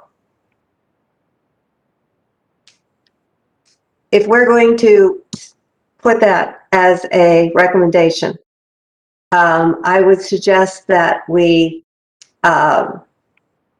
put in there that we suggest that somehow this is put together with a discussion in the future of how it should be done. I don't think we're going to be able to make that decision now, but we want that to happen. So can we make it as a recommendation that this is a possibility, that we're open to have this happen somehow, to present that to council and continue on with our motion and amendment that we've already passed. If that's going to be a recommendation, then you can discuss how you want to present it to city council. Well, thank you. That's exactly right. What I would like to hear from right now. So Ron has, from what I originally proposed, Ron has said that he would like to use this as an opportunity to increase, which I was not proposing, right? So I would love to hear where other commissioners are falling on the two things that I just put forward to see where we're at as far as a consensus. Well, my feeling is if we take away a ready, then we're going to get 2 or 3 additional stalls, EV ready stalls. There has to be something. It can't just be just taking away one of the main stalls and not doing anything with it. So I have a comment from Nina, and then we're gonna. Great, thank you. This is Nina Milligan. I want to agree with you, Joan, and the others who are saying that if we are going to incentivize and help affordable housing developers by reducing the cost, by reducing the number of EVSE stalls, that we would get more than a 1-to-1 ratio of EV ready. Now, I don't know what the ratio is it 2 or 3 or what, but the staff does a really good job of figuring these things out or finding out how to dial that in. But if we say to the council, if you feel like you need an incentive, this is the one that we're in favor of, trading an EVSE for more than one ready. Okay, so that is just a recommendation. So we're back to, we've gotten the amendment. We've taken out the affordable housing part of it. And now we're back to the actual motion. And Kristen, could you repeat the original motion? Okay, we're going back to the original motion? Well, yeah, because we've already, Okay. there's no other amendments. And so we're back to the original motion. Okay, so the original motion is to recommend approval of proposed amendments to Title 18 Land Use Code regarding electrical vehicle charging infrastructure as presented. Any further discussion on that? So Kristen, would you take the roll? Yes. Commissioner Fall.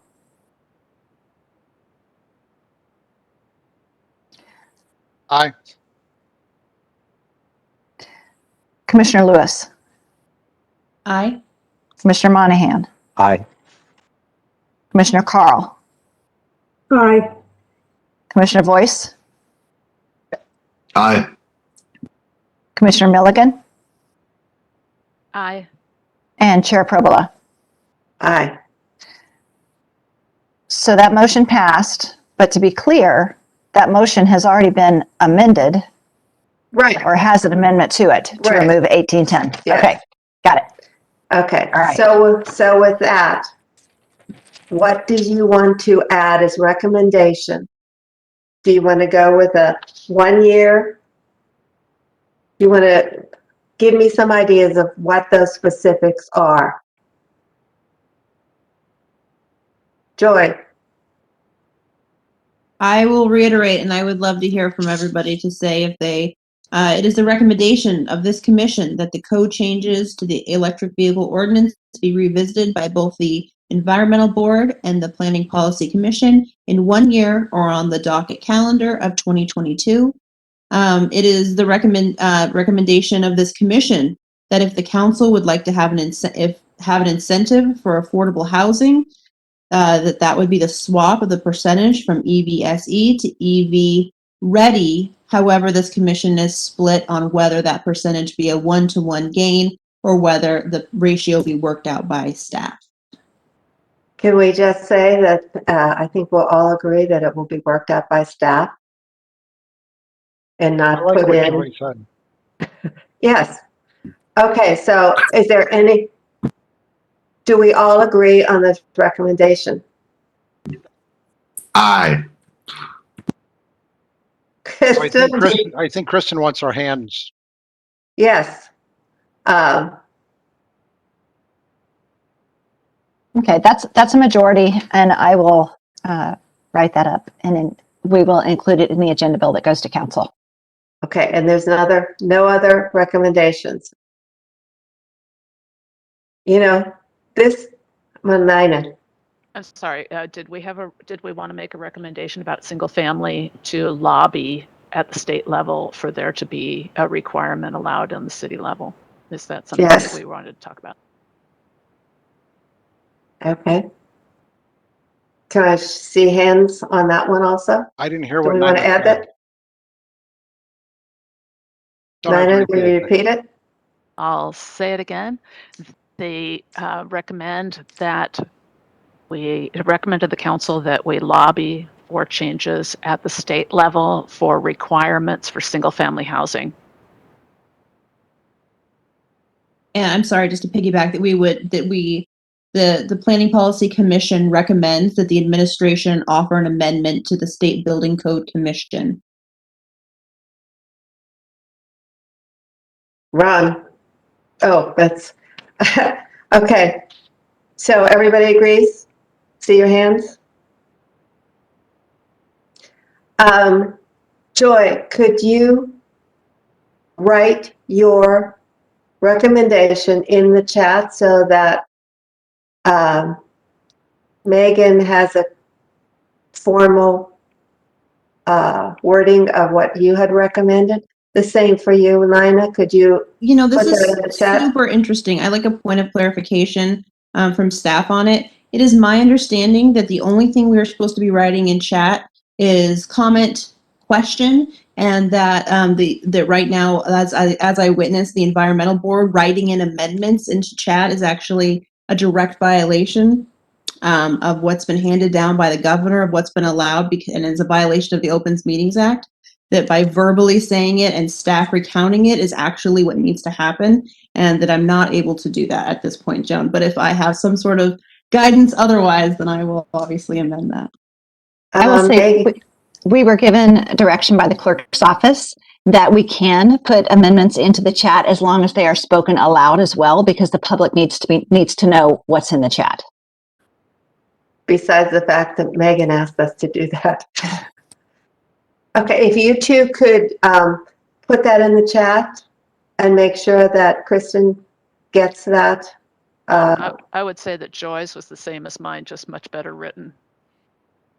I'm just using the language that staff gave us because that's the bureaucracy. If there's some sort of lobbying that can be done by the mayor in her specific commissions and things, I'm happy to include that as well, because I think it sounds like there's a consensus on the commission that we would like to explore that. So I will go ahead and type that in. The consensus was for what you actually said, so. Yes, I'm okay. going to type that because I think what Nina's point was something about lobbying, and that's a different thing than offering the minutes. So I'm going to combine them both as what was verbally said, while Kristen goes ahead and moves on with the presentation. I'll type. Okay, so there are 3 different recommendations that we're forwarding on to City Council. So with that, we're going to continue with a presentation by Kristen on citywide planning policies and growth targets. You are muted. Sorry, I was moving to another screen. I do want to ask if you all want to take a 5-minute break, or if you're good, you just want to keep going and move through this. We want to go through it. All right. We're used to it. All right, let's do this. I will share my screen.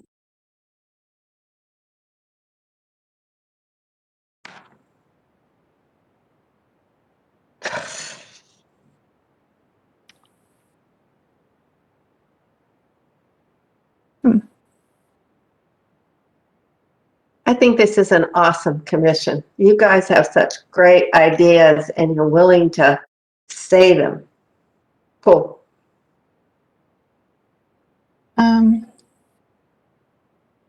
Okay, you all can see my screen?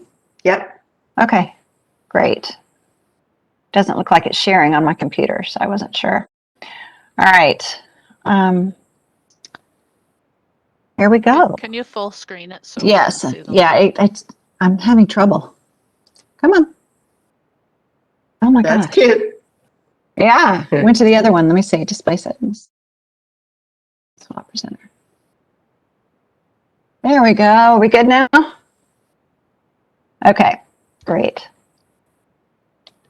So I am going to talk with you all about growth targets. And I presented this to the city council on Tuesday night with the King County, who also came to talk. And we had a very long, very good discussion about growth targets. And I wanted to share some of that with you. And you all have a lot to do with growth targets because they're in our comprehensive plan. We track our growth targets regularly, and you all need to understand them. So we wanted to be sure to try and give you all a good understanding of what's going on here. So I'm actually going to start with the King County countywide planning policies. So as you know, we have our Growth Management Act way up at the top, who sets rules and regulations for development and all things state related. And then they require that counties plan and regions plan. So we have our Puget Sound Regional Council, which has Snohomish, Kitsap, Pierce, and King counties. And they have their comprehensive plan, which was just updated in October of 2050, called Vision 2050. They then, based on that and based what the state says, there are county-wide planning policies. And then that flows down to our comprehensive plan, our zoning code, and our development and construction and how things are done in the city. So the countywide planning policies are within only the urban growth area boundary. They don't go into the rural areas. They have criteria for revising the growth boundary. They include policies for issues of countywide nature, just like our comprehensive plan is citywide nature. This is countywide nature. There's criteria for defining urban centers and manufacturing and industrial centers. And we have an urban center in our city. It's our regional growth center. It provides guidance for our comprehensive plans and growth targets for each jurisdiction. So this countywide planning policies, which I will call the CPPs, are being updated now because one, as I mentioned, the Vision 2050 or the region-wide comprehensive plan was just updated. There have been several policy and legislative changes since 2012, which need to be included in the CPPs.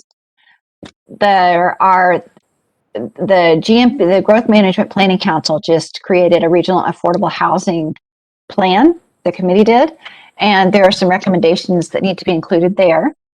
And then there's also a lot of policy guidance for 2024 comprehensive plan periodic update, including growth targets. So what are growth targets? Growth targets are a policy statement about the amount of housing and job growth that we say we commit to planning for over a defined planning horizon. They are part of the CPPs. They are for the urban area only, again, not for the rural area. They are for at least a 20-year period, and they are created collaboratively by all cities within each county, in our case, King County. So just to kind of give you an idea of where we stand now, our last targets were from 2006 through 2031. And this is a snapshot of where the cities landed between the core cities between 2006 and 2018. And as you can see, Issaquah, and I'm going to say unofficially, has met its housing targets. Bothell was at 58%. We were at 89%. And I think Redmond was up there kind of at about 50% with their housing targets. And then jobs, we were kind of middle of the road. Bothell exceeded theirs with over 100% of their housing target. And then Kirkland and Redmond weren't too far behind there. So what's the difference between capacity and targets? Because they are not the same thing. So land use capacity, as you can see, the little cutout from our comprehensive plan, that is our land use designation map. And you may recall that under each land use designation is an umbrella.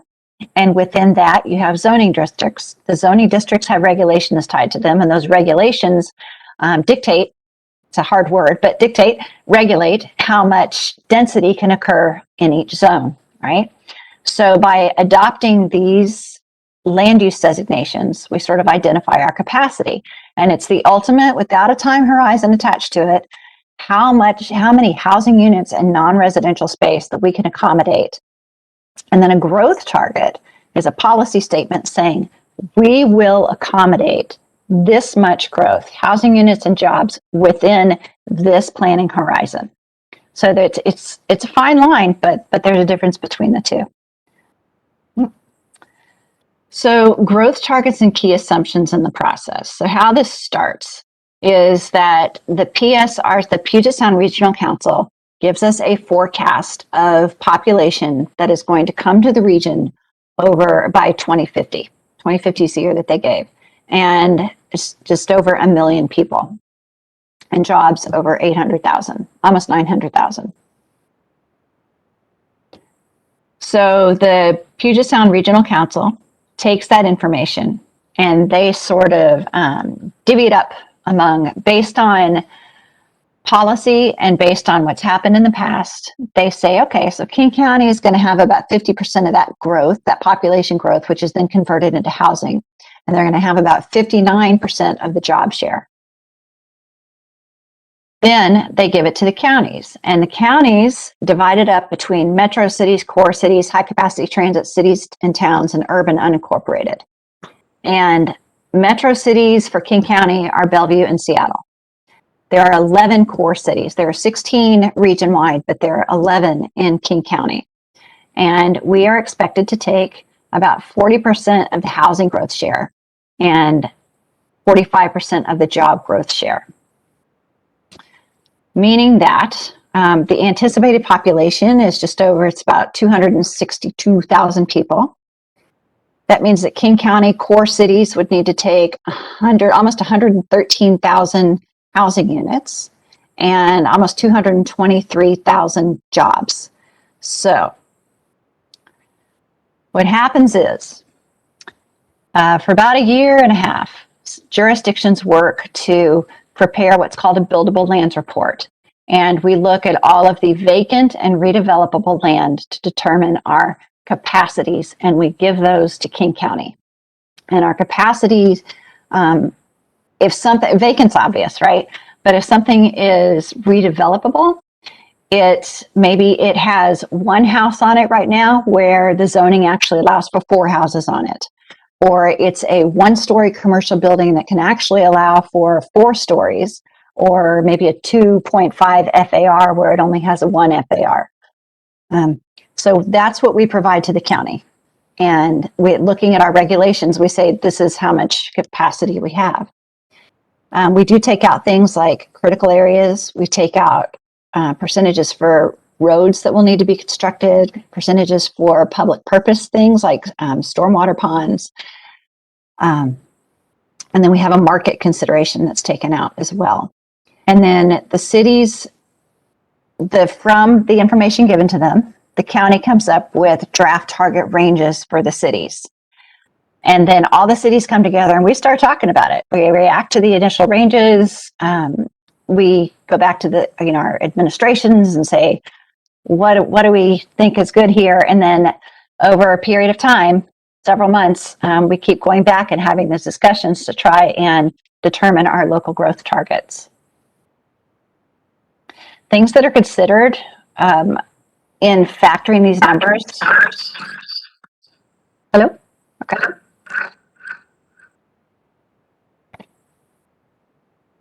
You all can hear me okay, right? Okay. That's weird feedback. Can everybody turn off their, mute their mics, please? Let's see. There we go. Thank you. Mm-mm.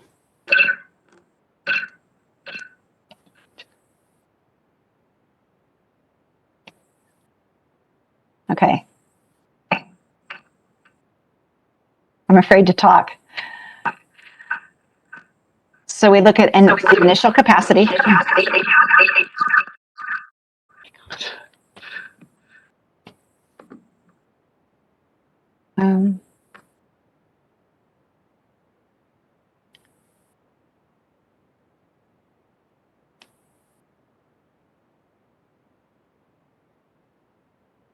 think it may be Susan's, that it's not muted. That might be it. Susan, you seem to have two that are on. Can you all hear me? Sounds good now. Okay, yeah, okay. So things that are considered when we get our range of numbers that we're going to do, we look at the initial capacity. We look at current jobs for 2019 and housing for 2020. We looked at the current 2006 to 2001 or 2031 or 2035 targets. And then we look at the growth that occurred between 2006 and 2018. And that's how we get our numbers. So here's what we started with. Our housing targets for 2006 to 2031 were 5,750 units and 20,000 jobs. And what the capacity that we sent to the county was that we have enough capacity in our comprehensive plan for 14,000 housing units and 19,000 jobs. So our preliminary target as of 3 days ago was 5,400 units and 9,750 jobs as proposed by King County. And what this means is that we have enough capacity to support the proposed targets. So we would not have to change our comprehensive plan land use and do any zoning changes to be able to accommodate that in our 2024 updates. However, after I spoke with the council and we had a very long conversation about things that were mentioned in your memo about infrastructure and the ability to accommodate growth with our infrastructure, to accommodate schools, transportation, concurrency, that kind of thing, they actually directed us to lower our proposed targets to 3,500 housing units and 7,500 jobs. So as of our meeting today with King County, those are the draft numbers that we have. So the next step, so the draft housing targets and CPPs are going to be done by the end of March. Those will be sent to the Growth Management Planning Council, who will then review it and take action on those targets. Then the King County-wide planning policies they'll take action on those, likely approve those. And then they go to all the cities, and the cities have to ratify those targets. Yeah, and what it is it's 30% of the cities that hold 70% of the population. If 30% of those cities approve that, then the targets are approved. And that's all I had. I kind of went through that pretty quickly. Do you all have any questions? It's a lot to take in. Good job. Thank you. Nobody has any questions? You're all, when I read it, I was a little concerned, and you presented it in a different way than when I took it. I look at buildable land, and you look at, well, there is already a house on it, but the zoning changes it. Mm-hmm. You're still using the same buildable land, but I was getting a little frustrated when I was reading that, but now I understand how you put it together. So we'll come back to Joy. So I have a question from Nina, but You can have Ron go first. I think he's in the queue ahead of me. okay. Ron. Boy, she says that with enthusiasm. Thank you, Joan. This is Commissioner Ron. So a couple slides back, you had talked about core city housing comparisons, and I noticed that I didn't see Bellevue on there, but Issaquah is almost at 90% of our growth targets, where I think the next leading city, Redmond, is only at 48%. Why are we leading the charge and we're increasing capacity and no one else is doing their part? And now ST3 is a big question mark of whether or not there will be sufficient funding for us. So the King County is expecting us to hit some of these growth targets. We don't have the capacity if they're not going to give us the resources. And again, it comes down to, why should we put all this effort into growing our community if the other neighboring communities aren't willing to do their part to grow? Because, I mean, Tuckwell is at 3%. That's a prime place for growth. Renton is only at 44%. Burien is at 28. Bothel's at 58. It doesn't make sense to me. So I guess question to Kristen is, why would we try it and increase our growth target numbers when ST3 is still kind of a question mark at this point? Because that's, if we're going to grow and we don't have the transportation infrastructure to support it, it's going to be a traffic nightmare for us. But I don't know. What's the chemistry behind this? What's the madness? So there are so many pieces to your question. I'm gonna move back a little bit. Bothel's at 58%, Redmond's at 48%, and yes, we have almost hit our targets. And I think one of your first questions was, why are we growing and they're not? And a lot of it's driven by the market. We don't have a lot of control over what the market can do. Another reason that I think Issaquah has grown as quickly as it has is because we had the two villages. We had essentially two greenfields that accommodated 5,000 units of our 5,750 target. And those are easy to build on. It's open, flat land that can go in and be developed. It doesn't have to be redeveloped. You don't have to tear down buildings or worry about infrastructure that needs to be updated, anything like that. It's a little easier to build on a greenfield. Targets are not meant to be hit. Targets are numbers that we say we will accommodate. It's not that we're going to go out and try and market and bring all those units or all those jobs here. We just say that if they want to come here, we will provide the infrastructure for that. As for ST3, yes, that has come up many times. It's come up at every meeting. It came up again today at our King County meeting. Some of the cities that are in there have 2 transit stops that are coming through their city soon. And, Redmond, for example, Federal Way, for example. And when those stops come, they're probably going to see more urban growth faster than we are. And we and other cities have said, but we're not getting it until 2043, if at all, because there's an $11 billion deficit and we don't know if we can get it. And if we do, we're at the literally and figuratively the end of the line. So yes, that has been a factor in us trying to push back on our numbers as well. And we're not taking more. Right now, at 3,500, we have the lowest housing target of the 11 core cities. It is, I can't remember, 3 or 4% of the growth. One of those is jobs, one of those is housing, for all of the core cities. And I forgot my next point. It's that we don't add on to our targets. So our targets actually start over in 2019.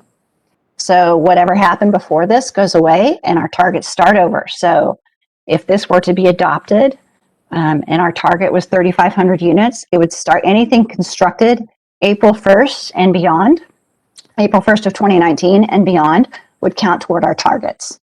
So all that Anthology and Revel and those projects that were completed after that, not completed until March of 2020, those would count toward our targets. So, in short, I think what you're saying is we are a highly desirable place to live. So when we talk about developers not wanting to build here because of costs, such as like EV stations and so on, that's really not true at all. So in essence, we can almost ask for the world and we will probably get it because everybody wants to build here. You look at the growth targets and that's writing on the wall. That's double confirmation that we should be asking for more from PPC and from City Council of our developers, because if they don't want to give it to us, well, there will be another developer right behind them. Is that true? So stay tuned. We will be having more conversations with City Council about this. But yes, we are highly desirable. If people want to be here, we have good schools. It's beautiful. And people do want to be here. But our challenge is how to manage that growth, how to ensure that we have the transportation infrastructure, the stormwater infrastructure, wastewater, that we have any transit that we need to get. And it's not just an Issaquah thing, it's a regional discussion. It's not just Issaquah asking these questions, it's everyone, but Issaquah needs to address it as well.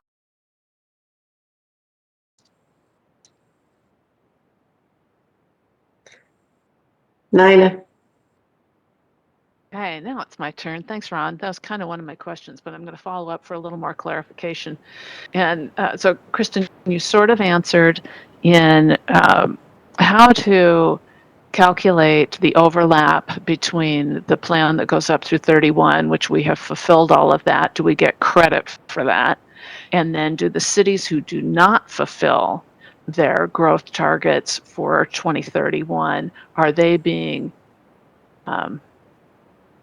does that fall into the calculation of their future growth? And then so that's kind of a two-part one question. And then the other question has to do with our desire to redevelop rather than to develop any more green fields. And because we have what seems to be overcapacity, is there something we can do to focus our capacity, to perhaps even reduce our capacity since we have so much, into the areas that we most desire redevelopment, into the places where it's mostly parking lots, which was the main point in the first place. So the two-part question is, how do we get credit for already fulfilling our targets and those other guys didn't? And is there any way for us to reduce our capacity, or should we? So no, we don't get credit, although I did bring it up today. I think I got some ugly looks, but we don't get credit. They just say, great, way to go. And whatever happened between 2006 and 2018, that just gets erased. What happened then happened then, and we start over in 2019.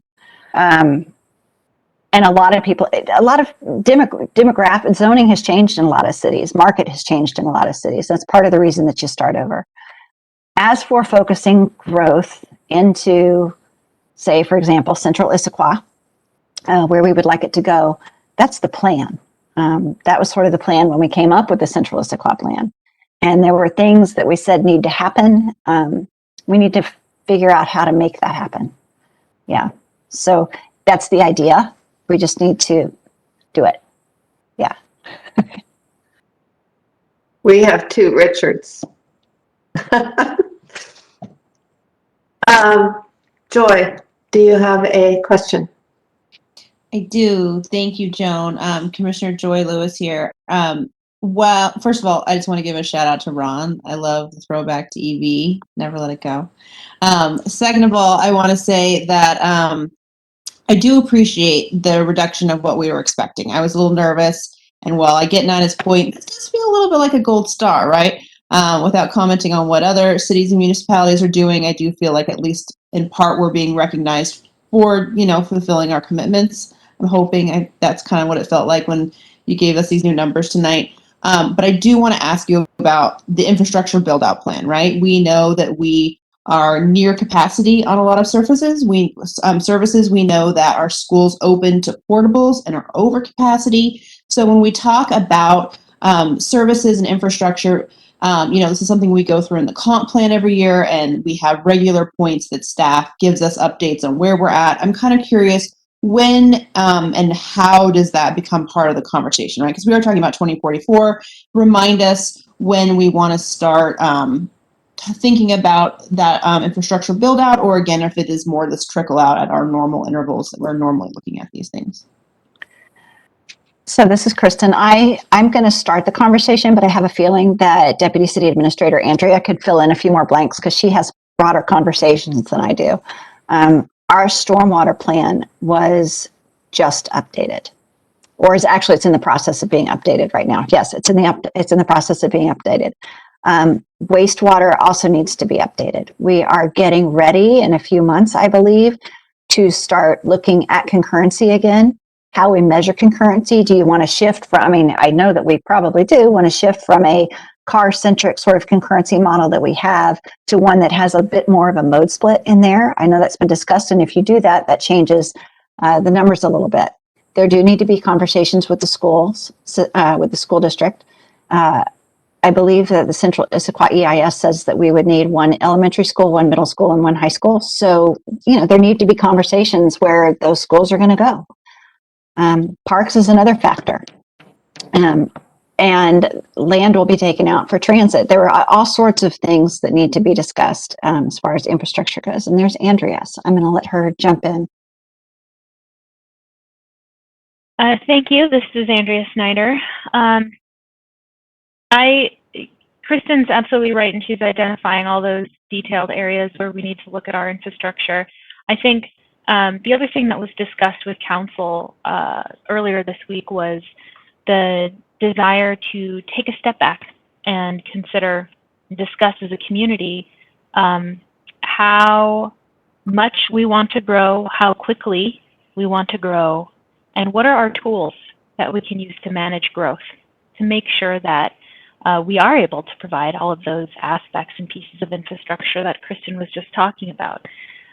So there is a desire for us to have this conversation. It'll be a pretty robust conversation, and it was something that the mayor has requested and was part of the administration's recommendation to council earlier this week.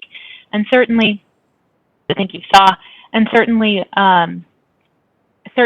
council echoed the desire to have that conversation, and I know many in the community feel the same.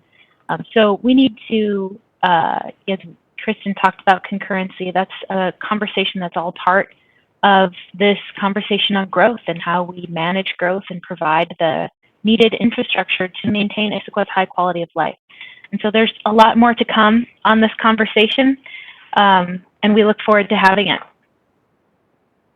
Thank you. I appreciate that with doing the work that we've done and the research on the EV ordinance. I think it's become really clear that a discussion of the grid needs to happen, right? How do we have totally clean power made versus, it's obviously much more efficient to have a coal burning plant be supplying electricity than having all those cars using a fossil fuel. However, using solar, wind, hydro is, a much cleaner way. So talking about how we're getting the energy that we are and how we get to where we want to go, I think is an interesting conversation that, while it doesn't necessarily pertain to the EV ordinance, it plays into the the values of our community. And I think it's something that needs to be discussed when discussing concurrency as well.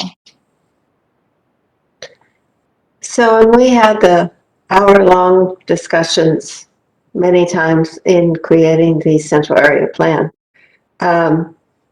it always came down to it will happen when the market says it will happen, or be built when the market says it will be happen. I think we've gotten to a point in time that maybe we have to follow up on what Andrea is saying and look at where we want the rest of our city to go. It's not like we have a lot of green space to build. It's going to be redeveloping what's already there. And I think we need to look at it in the way of making sure that the codes and everything else is ready for where we want to go. I mean, what do we want the city to look like? We should have some say over what the development comes into our city. I mean, we are to that point in time now with limited infrastructure, trouble with this, trouble, all of the things that Kristen said.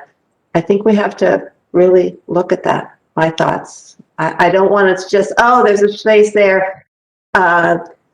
It's one house, but it's zoned for two, so we're just going to put something here and something there. And I think we really need to be more forceful in what we as a city want to be in our city.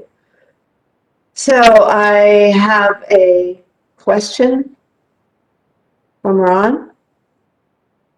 Yeah, thanks, Joan. So this is a question for Kristen. The purpose of this portion of the meeting is really just informational. We're not going to be recommending anything.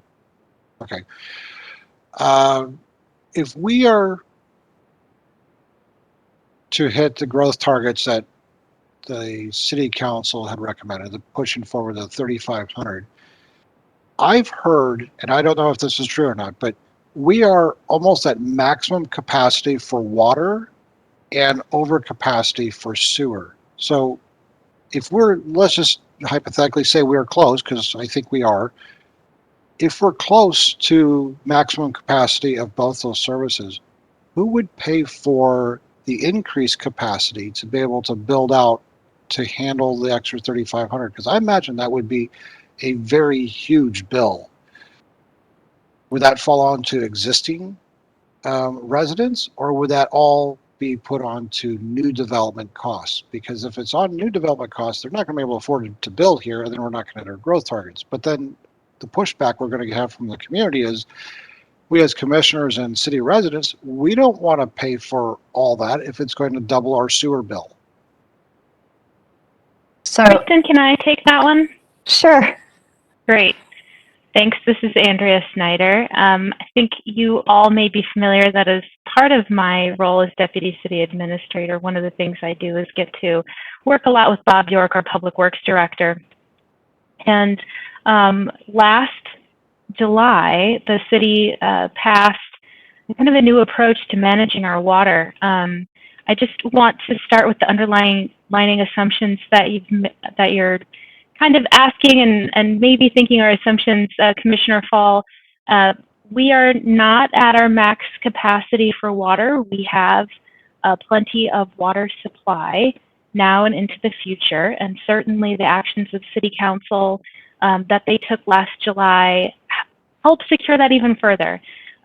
So we operate a number of city wells. Those are doing well, no pun intended.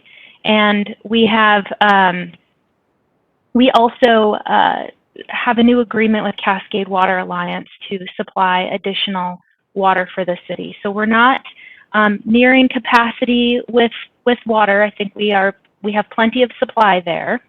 As for sewer, I have never heard that we are over capacity for sewer. I have understood that we have the sewer infrastructure required. But as we talk about growth and concurrency, the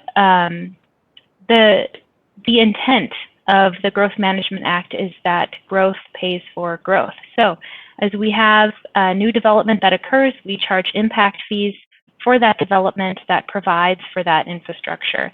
That's the idea behind it. And then the ratepayers for our utilities pay for the operation of that utility. So that's the general thought. Also for large infrastructure projects, we do frequently get grants, federal grants or state grants to provide that infrastructure. So I think hopefully that answers your question, Commissioner Fall. Yes, it does. Thank you. I don't see any other questions or comments. So what I'd like to do is ask Kristen if there's anybody else that wants to make any public comment. There is no one else on the line. So with that, is there any report from the City Council that you want to highlight? There are. We haven't met in a while, so we have a few things. I have my list here. On February 16th, the 2021 docket of proposed comprehensive plan amendments was approved by Council. On March 1st, the Old Town architectural standards were approved. On, let's see, a couple of weeks ago, I didn't put down the dates. The Arch 2021 budget and work program was approved, and the Arch 2020 fall trust fund round was approved. There were 3 projects and $5 million, so that was a big deal. As I mentioned on Monday, I gave a growth targets presentation, and then I think you might want to stay tuned to the council meeting on March 15th. Andrea will be talking about the transit-oriented development memorandum of understanding, and you all have shown interest in that, so you may want to tune in that night and see what she has to say. Those are the only updates I have, unless you have questions. So instead of waiting for Andrea to make some comments, I think she would like to make a comment now. Well, thank you, Madam Chair. Yes, I will be giving a presentation next week for City Council on the Memorandum of Understanding. We're looking to update that with our developer team. It's something City Council had authorized the mayor to execute 2 MOUs, that's the acronym. There's going to be plenty of alphabet soup next week. So 2 MOUs with our development team. That was way back in 2017, and so we're looking to update those. Those MOUs really guide the roles and responsibilities in the work that we accomplished before the development agreement. So there are things, provisions in the MOU that talk about more details on the programming of the site, how many units, at what level of affordability, et cetera, and other details. So that information will be available in the packet once it's published tomorrow. And if you're curious to tune in to what the latest thinking is on that project, then please do so. So Council will be offering feedback on those MOUs, and then we are still really in the final stages of negotiating the purchase and sale agreements with Lumen and the developer team. It's 3-party, or rather a 4-party agreement. So the MOUs and the purchase and sale agreements will be considered by Council in April, and then we can proceed from there if those purchase and sale agreements are approved and executed. So that's kind of where we are with the TOD project. Unless there's any questions, I have another announcement that I'd like to make. Okay, seeing none, I have very exciting news, which is that the city is going to get a new community planning and development director. We have offered, and she has graciously accepted the position to Minnie Dollywall, and she is the Deputy Director of the Community Planning and Development Department in Tukwila. She comes to us with over 24 years of experience in the planning field. including a fair amount of experience managing long-range planning. So Kristen will be able to work with her a lot, with somebody who's informed on all the things that Kristen's been doing with growth targets, et cetera, comp plan. So Minnie will join us on March 22nd. And we think she's going to be a great addition to the team and look forward to the leadership that she will bring to the Community Planning and Development Department. So you will have the opportunity to meet her after she starts. Again, that's March 22nd. And we had a pretty, I would say, rigorous interview process, and just would like to thank the community members who were involved. Of course, Jason Boyce, you were there, and so thank you for that, and several other members as well. So that was a fun process, and we really appreciate all of the input that the community had to this position, because of course it's a critical position for us. So that means that you will, in the future, be seeing less of me and more of Minnie, and like I said, we're looking forward to having her join us. That's not great. We still could request your presence, right? It would be great news if we had both of you, but we can't give you up. The great and powerful Oz. Yes. I mean, Joyce set the bar. You can't let us down now. Well, Okay. I don't think that Minnie will, and certainly I will still be involved in the department. So Minnie will be one of my direct reports, and will still be involved in the workings of the department. So, you know, I hope you all welcome her when she comes. Like I said, we're all pretty excited. Thank you. Okay, so we have this great name for Andrea. So we have to come up with one for Kristen. Just smiling there. So we do appreciate Kristen. So if you think about it and can come up with a perfect name, we She can can be the- highlight it. She can be the And good it can't witch. be host. No. No. So on our next meeting, which Kristen's going to talk about the calendar right now, we can christen her with a new name. So We can schedule. christen her with a new name. You're on mute. Still on mute.